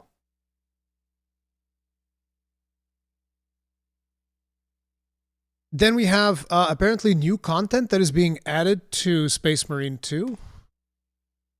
I haven't played Space Marine 2 in a hot minute. Let me see what's going on. Greetings, Space Marines. On behalf of everyone at Saber Interactive and Focus Entertainment, we want to extend a massive thank you to each and every one of you. It's only been a few weeks since we released Space Marine 2, and it's been a thrill to see millions of you diving into the game. Your dedication has been incredible. Go forth in the name of the Emperor! But the fight is far from over. The enemies of humanity are regrouping, and they're coming back stronger. The war is about to escalate. Get ready, because we're bringing you a whole year of new content, entirely free. We're starting with a brand new PvE operation. Gather your 3-player squad and deploy back on Kadaku to face the biggest and most terrifying Tyranid yet. Ooh, look at that big boy. Bio-Titan. Look at that fucking big boy. No matter how many vermin they send, I will cut them down. Can't wait to go in there with my power sword. Gear up for the upcoming edition of Lethal Difficulty. Brace yourselves! Brand new difficulty setting for the operations mode. Okay, so listen. The difficulty, I'm not sure about that. Like, even in hard mode, like, there were some missions, because they said that hard mode was the intended mode, and I was like, bro, there are some missions here that I'm just basically, like, you start the mission, and you're at 10% health, and then you spend the rest of the whole mission at 10% health, just killing stuff for armor, and hoping to God that you don't die. And it's designed to test your skills against the We going full lethal, are we, Wada? Heretics. And to help you in battle, the armory will provide a new weapon, the Neo-Volkite pistol. But we are prepared. We end this now. In addition to all this free content, 2024 will bring Season Pass owners a full suite of cosmetic fineries from a fan-favorite Space Marine chapter, the Dark Angels. No. Blood Angels is the way. Exclusive new weapon skins for your auto bolt rifle, plasma pistol, and power sword. The Emperor provides. A champion pack for the Bulwark class with a full-body armor skin.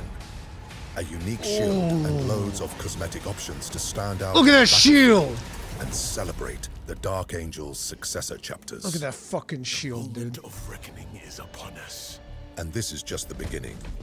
Future seasons will feature new operations, a host of additions for PvP with a new game mode and new arenas, new Tyranid and Thousand Suns enemies, weapons, a blood-pumping horde mode, and other new Space Marine chapter cosmetics for Gold and Ultra Edition owners.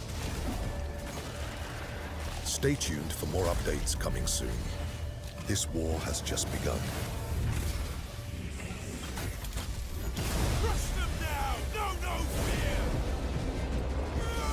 Hell yeah, brother. Hold the line! Emperor, forgive us. Hells yeah, brother.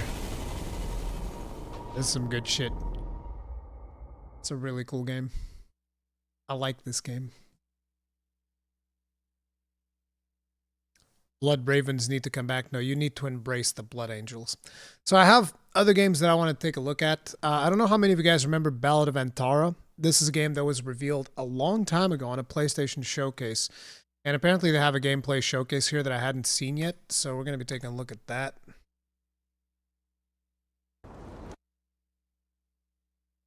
I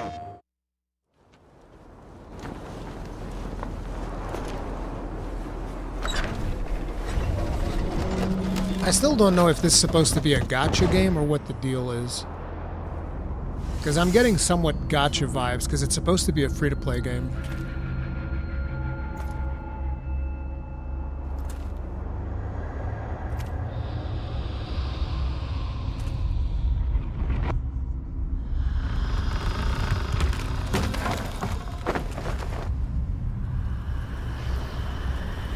It has an oxygen mask?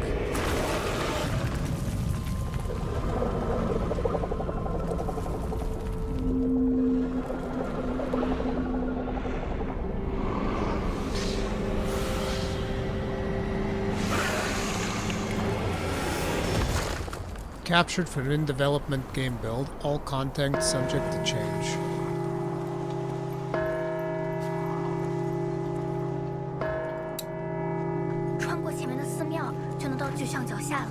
Go through the temple, we'll get to the bottom of the Colossus.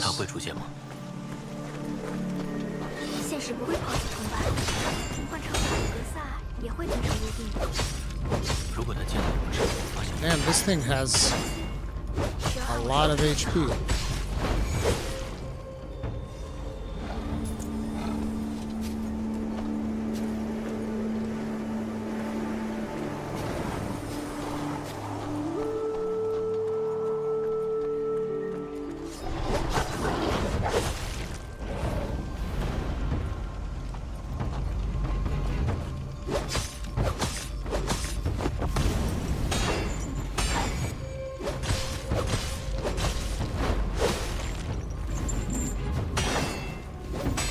So we got a parry system. Stamina gauge.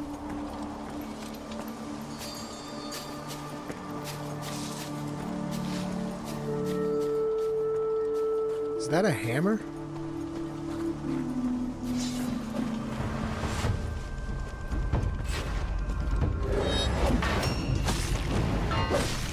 Damn, that was a nasty parry. Looks like he used an ability there.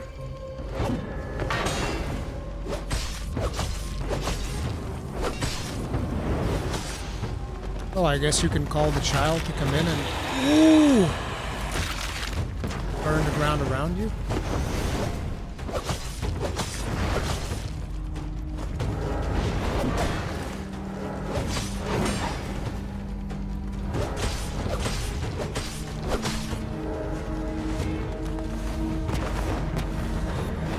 That was a grab right there.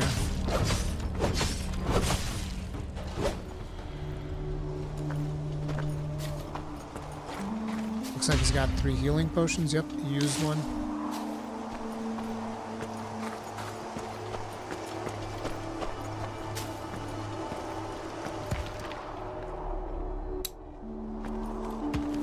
I can't read that.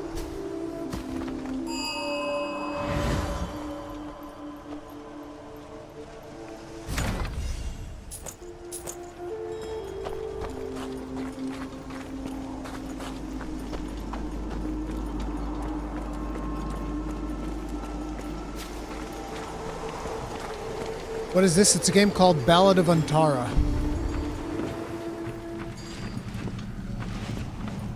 It's gonna be some free-to-play game that we don't know much about yet. Because right now, what they're showing us feels very Souls-like.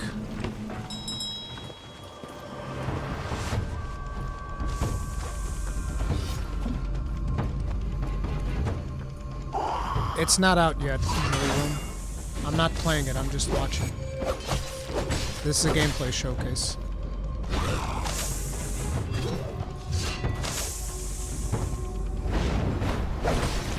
Okay, charge attack. Okay,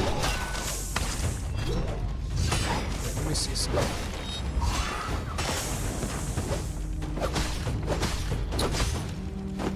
Let me see something here.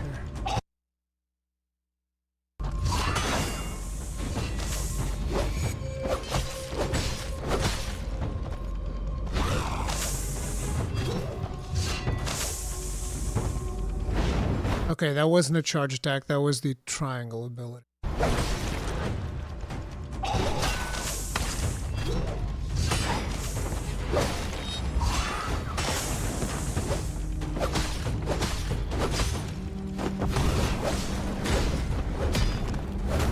That was the square ability, I would imagine. But it didn't go on cooldown for some reason. 他们都在哭，不停地哭。总算到了，小家伙， Oh, 接下来 looks 就靠 like 你。there was another character with 我 us. 试试看吧。格萨，麻烦你把我放到节刊上。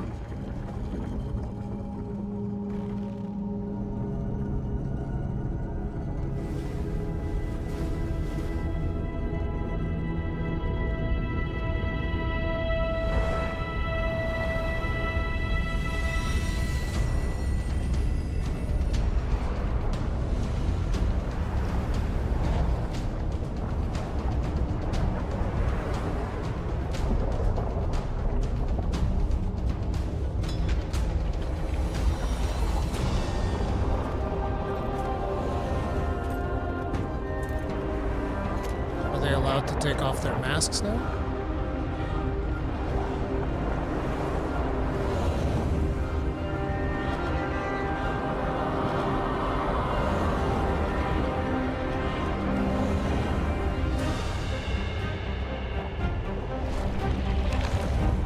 Giving me Lord of the Fallen's different locations vibe.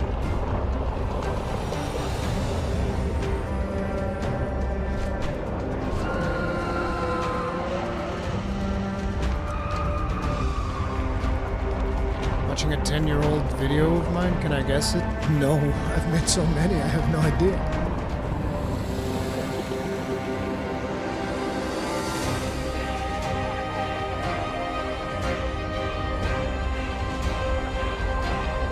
Oh look, it's Wukong.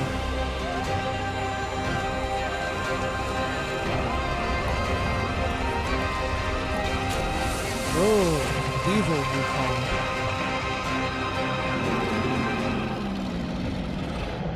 Okay. What happens now?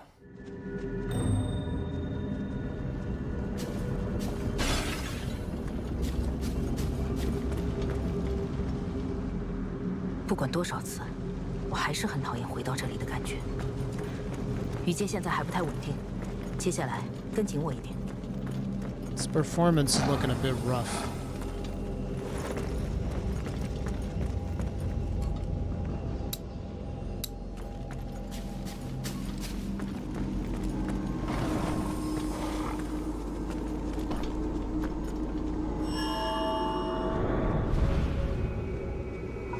Bonfire? Yep, bonfire.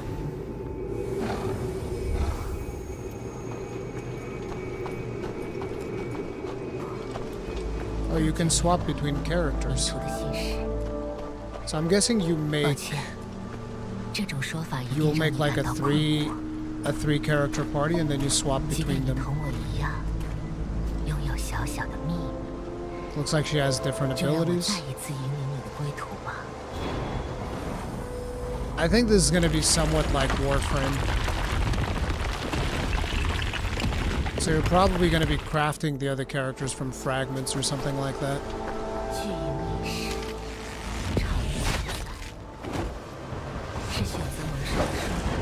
Yeah, and it looks like you will play as 3 characters simultaneously though.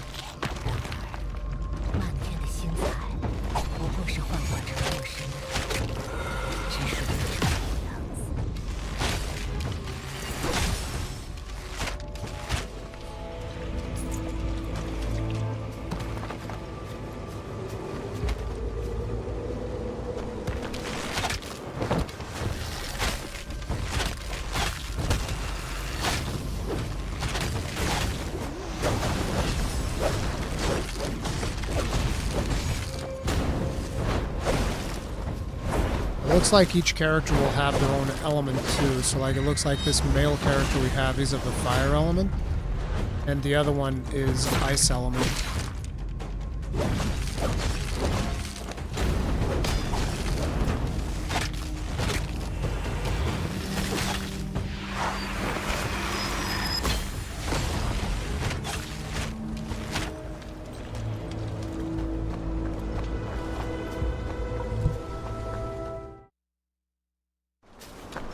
Oh, I've been making Souls videos for a very long time, since 2011, I think.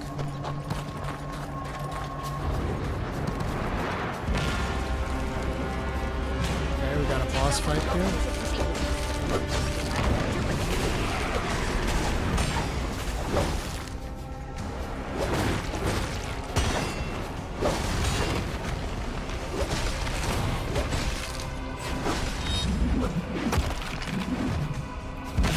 These animations still need a bit of work.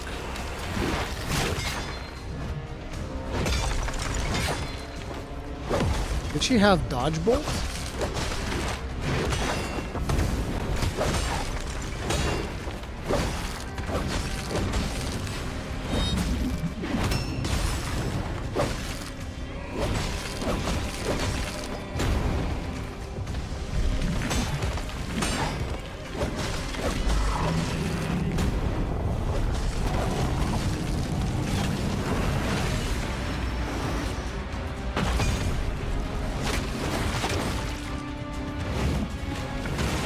You can see the amount of shots it takes to fill him up with a debuff.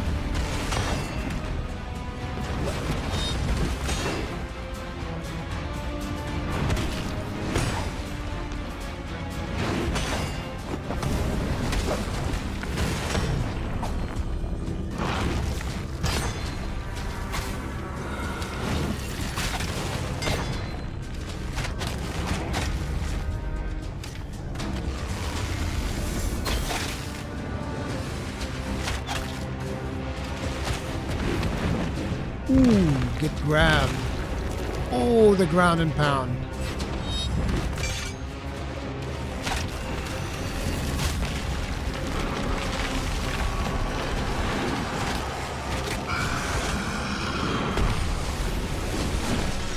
Interesting, so their health is not shared.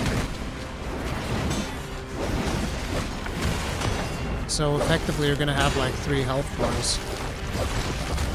I wonder if you die if they swap characters automatically for you.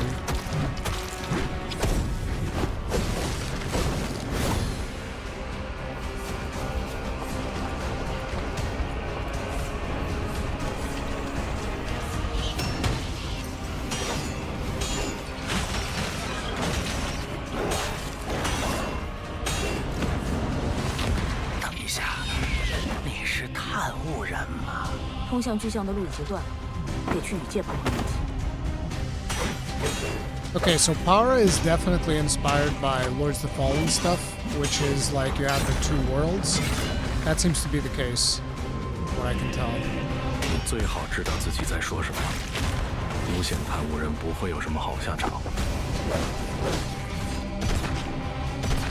Oh, she's got a gun lance!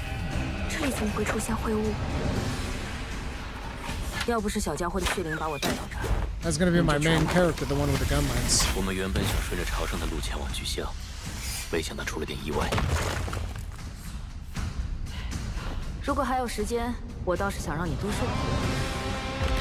Yeah, look at that. She's the one I'm gonna play.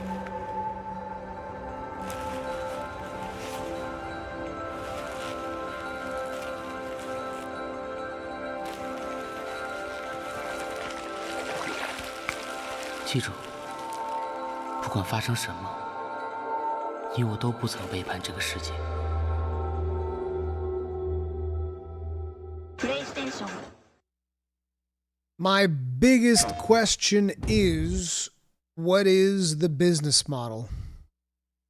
That's it. Wait. What? No, this is not what I was looking at. There it is. Like, what's the business model of this? That's what we need to know. I don't think they've updated it yet. Ballad of Antara. Because I remember being at the website. All they say is that it is a multiplayer. I think they say somewhere it's free to play as well. But like, can't I? Oh, when you scroll down, it doesn't change much. All right. Features. Wondrous landscapes. Okay, listen, brother. God. You don't need cookies, okay? You'll be fine. Hearts Undaunted. Am I supposed to click here? Like, what's the deal? There's nothing to click on. Inimitable Adventures. Travel through the mortal realm and fraternize with the emissaries. Bid riddance to the old and usher in the new to redefine everything. Ballad of Antara, follow us, blah, blah, blah, blah. They don't even go as in depth anymore. But I believe that at some point they said it was free to play, but they don't even say that anymore. Oh, here we go. Overlook. One way in, only way out. Scavenger's Journal.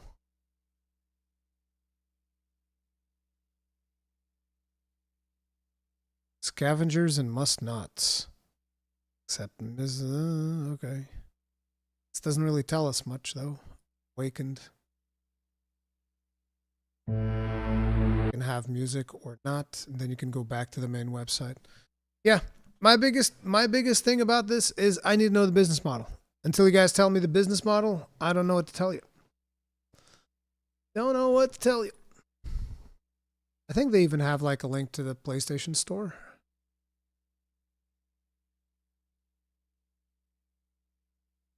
Unannounced, in-game purchases optional, 3 online players, remote play supported, online play required. In a distant land, mist-like phenomenon devastates common world with unknown malice. Begin a perilous journey, seek towering divine creatures, retrieve those twisted and lost essences of the land. Become emissaries, powerful entities that wield the force of fundamental essences. Experience unique classes, gameplay capabilities, and enticing mysterious stories. Explore the power of the otherworldly dimension where danger lurks at every corner. Seek the truth inside, recover the essences of the world. Explore handcrafted gameplay space with intricate exploration-oriented level design. Interesting that they don't say it's free to play anymore. I could swear I've seen it was free to play. Huh. Now they're just saying it's always online.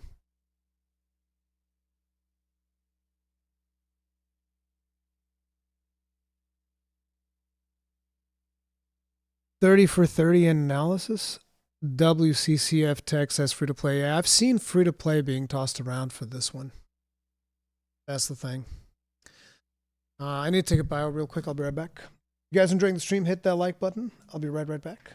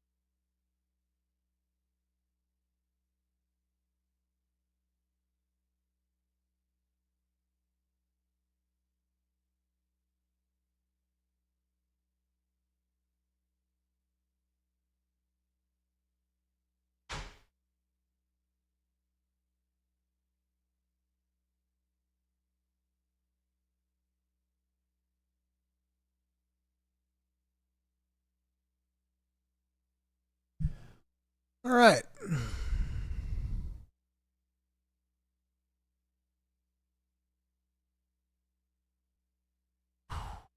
There's quite a few more things to watch, and I'm not going to be able to watch all of this stuff today, especially because my voice is already running out from running my damn mouth. Did you wash your hands? Always do.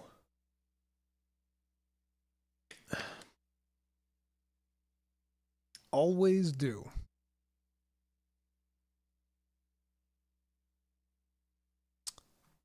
I guess let's take a look at the Clair Obscur trailer that I haven't seen yet.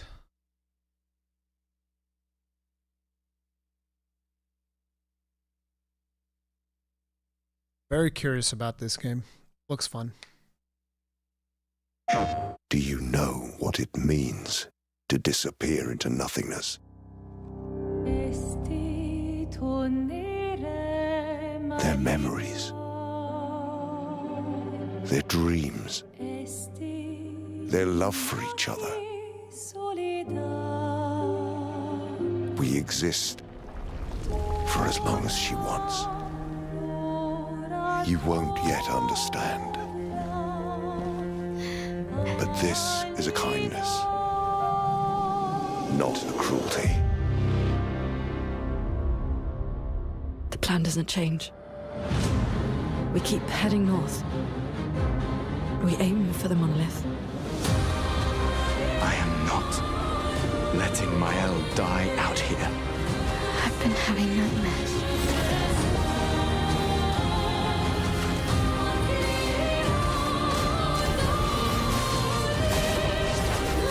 Turn-based with quick time events. Why do you refuse to see I am doing this for us?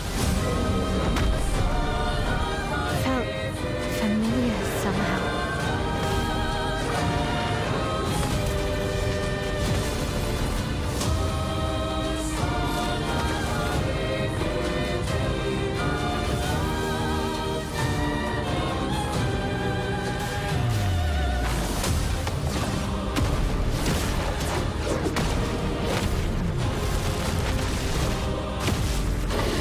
Jesus. These guys were going balls to the wall with the animations. May everything be decided before their very eyes. Between the bars of their prison. In the shadow of the monolith.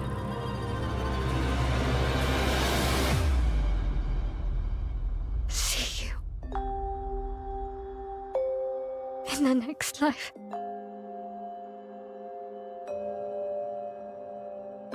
So much screen clutter. I think that's mostly because of the fact that you're getting these very hard cuts back to back. That's what's causing you to see it, because I think when you're actually playing it, it's not going to feel nearly like that. I think it's going to be anywhere near that.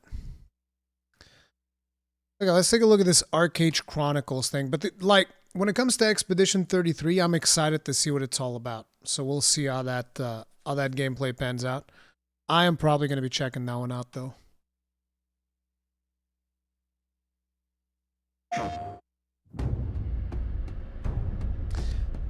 This one's one that I'm very confused by, because, like, what the hell is... What are they even calling it? Archage Chronicles. Do they have, like, a website for this? Is this single player, or what is it? I remember at the time I was looking up a website, and there was nothing yet. Archage Chronicles on Steam, Archage Chronicles Online Action RPG. Pioneer your path in Aurora, the land of opportunity. But what is it? Is it like a 4-player co-op game? Is it an MMORPG? Like, well, what are we doing? Because they didn't even explain it. They're just like, yep, here you go. This is right there. Developer diary? Is this like a video? Oh, there's actually a video. Okay. Let's see what this is about. 한참 후에 터지지. 다시 한번 봐봐. 우리 지금 턴제 RPG야 이게? Turn-based RPG. 하나부터까지 쉬운 일이 하나도 없었죠. 이거 간단하게 테스터들은 그거 못 참을 거거든. Testers won't 우리가 이렇게까지 할 줄 몰랐어요. 싸우는데 뭐 그거 말고는 다 괜찮아요. 저희가 이제 MMO 서버 위에서 액션 전투를 만들다 보니까 네트워크라던가 물리적인 Oh, I can't use spacebar to pause it? 단계들이 있어요. 저희가 이런 거를 잘 해결하면 정말 대단한 게 나올 수 So it's 있겠다라는 supposed to be action combat on an MMORPG. Okay. 기대는 있죠. 오픈월드 MMORPG 만드는 데는 정말 많은 노력과 에너지가 필요한 것 같아요. 잘 만들어진 세계, 탐험 요소들, 그다음에 월드 보스. Because like I remember looking at the gameplay that I saw of this and it looked interesting. But to be honest, if it's going to be another MMORPG from the people who made Archage, I think I might be out. 되게 많은 요소들이 필요했어요. 아케이지 크로니클 전투는 좀 싱글 플레이어 게임처럼 액션 전투를 되게 잘 만들어야 된다고 생각을 했어요. 아무래도 싱글 게임만큼 자원을 쓰기에는 부담스러운 게 많고 어렵다 보니까 라이트하게 뭐 스타일리시를 좀 섞거나 아니면 이제 와서 그렇게까지 좀 쉽지 않을 것 같고. 일반적으로 MMORPG에서의 전투는 싱글 게임에 비해서 섬세함이 많이 떨어질 수밖에 없거든요. 이런 부분들을 채우기 위해서 공격 판정이나 NPC AI들의 디자인을 어떻게 구현해야 하는지 정말 많이 고민했어요. 여러 가지 아이디어라던가 시행착오도 되게 많았어요. 아직은 좀 갈 길이 멀구나 이런 생각이 많이 드는데 저희가 이제 기대한 만큼 그래도 좀 잘 나오고 있어서 한편으로는 좀 긍정적인 부분도 있고 그래요. 아케이지 크로니클은 이제 단순히 전작의 후속작이라기보다는 이제 아케이지를 이 시대에 맞게 재창조하느냐가 되게 중요한 부분이었다고 생각이 들어요. 새로운 시대에 맞는 새로운 이제 게임성을 담고 싶었고 그러다 보니까 거기에 좀 잘 어울리는 제목. 저희가 이제 연대기라는 제목을 처음에 떠올렸을 때는 이게 우리가 만들고자 하는 게임의 방향이랑 잘 맞겠다라는 생각이 들었습니다. 아케이지 크로니클의 It is exactly what it is, Rurkan. However, it was the publisher that ruined the OG, not the dev. The dev never wanted to pay to win crap. Well, wasn't Kakao Games the guys who published it? Because Kakao Games is still the ones publishing this. 스토리는 원대륙을 둘러싼 갈등으로 시작하는 그런 이야기예요. 개척주들을 중심으로 하는 자치론자나 아니면 독립주의자들이 있고요. 그에 반해서 원대륙을 식민지로 계속 유지하려고 하는 신대륙의 국가연합들이 존재하고 그 둘 사이에 일어나는 여러 가지 갈등들을 다루고 있는 그런 주제의 이야기라고 보시면 됩니다. 일단 MMORPG 하면은 대규모 전쟁이라던가 경쟁을 많이 떠올리시는데 물론 그것도 이제 되게 중요한 요소긴 한데 반대로 내가 주인공이 될 수 있는 협력이라던가 멋진 모험 이야기 이게 보다 많은 사람들한테 다가가는데 중요한 부분이 될 수 있겠다라고 생각했습니다. 오픈월드 그 자체를 잘 만들려고 Different publisher?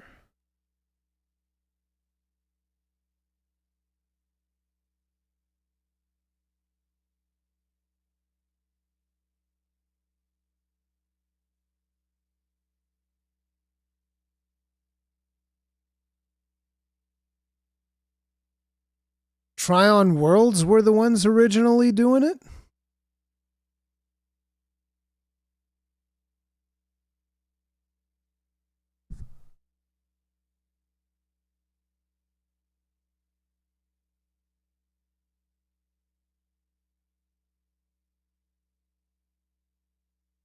Oh, I guess that I've always seen it as Kakao because they published it in Europe.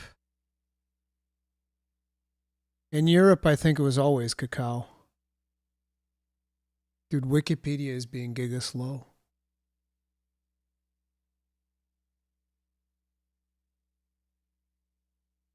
Oh, God. Wait, this is developed by the original developers of Lineage?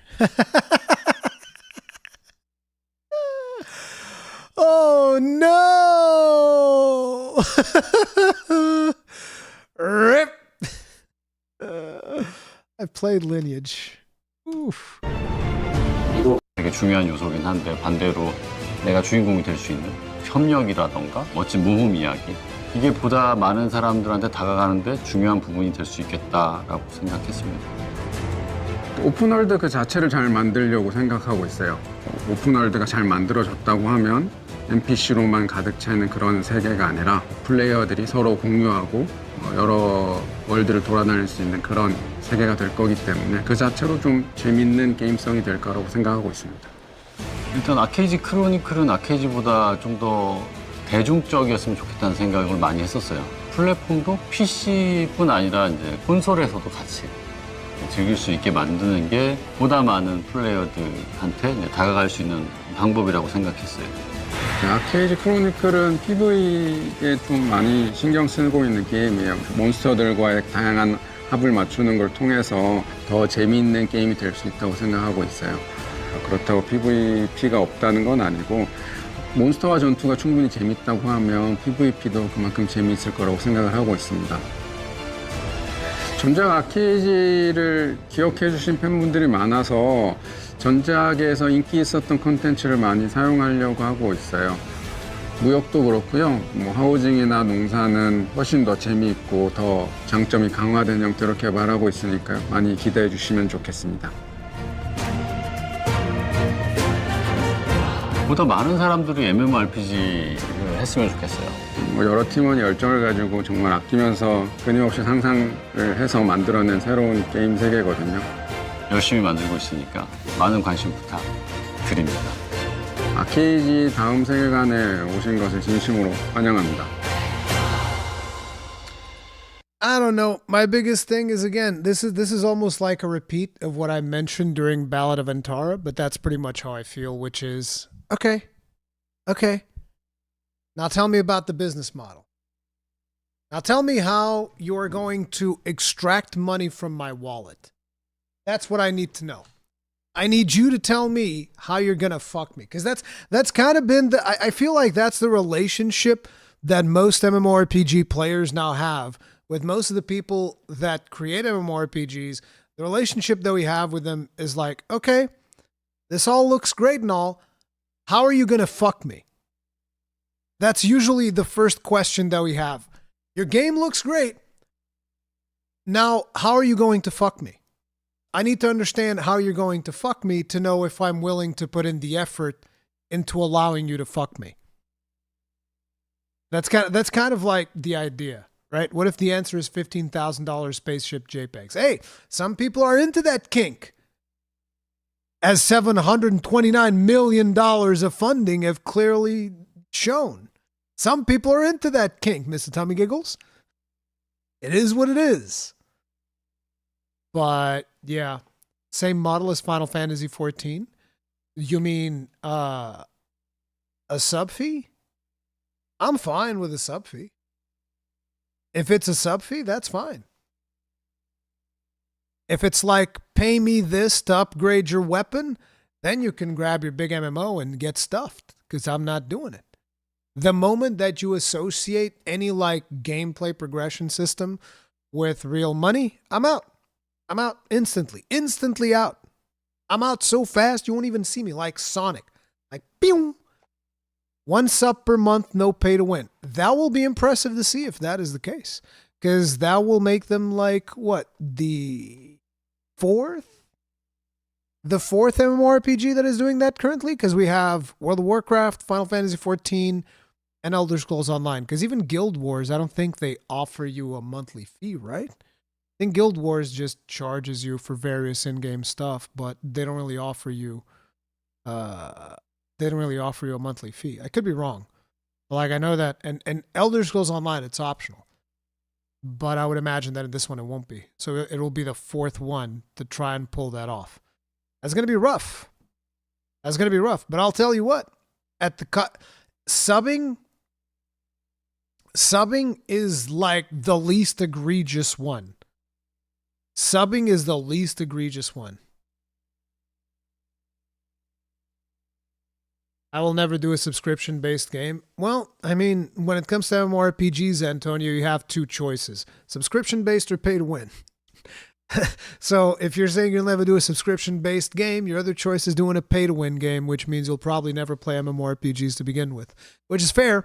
It's probably the healthier mindset to have, because MMORPGs are no longer really about the user experience, unfortunately. It's more about how to extract a zillion dollars from every single user. That's the way that it feels anyway. But yeah, that's Archage Chronicles. And like I said, I'm not going to be able to go through all of these. I want to go through some more of these videos, but we're going to do those later in the future. Cons Anvil. For now, that is going to be it. If you guys enjoy Cons Anvil, do remember you can hit the like button. It really helps out. Also, make sure to subscribe because on Wednesday, we are going to have the special Monster Hunter Wilds event. So make sure to tune in for that. And tomorrow, we're doing Wayfinders. I'm probably going to be live streaming Wayfinders. And since you guys stayed for the whole show or showed up near the end, I'm going to give you guys a little bit of a teaser. New Conscast next week. Guest, Ratatosker. Look forward to it. Thank you all very much for watching. I'm heading out of here. I'll see you guys later. Stay strong. Stay safe. Peace out.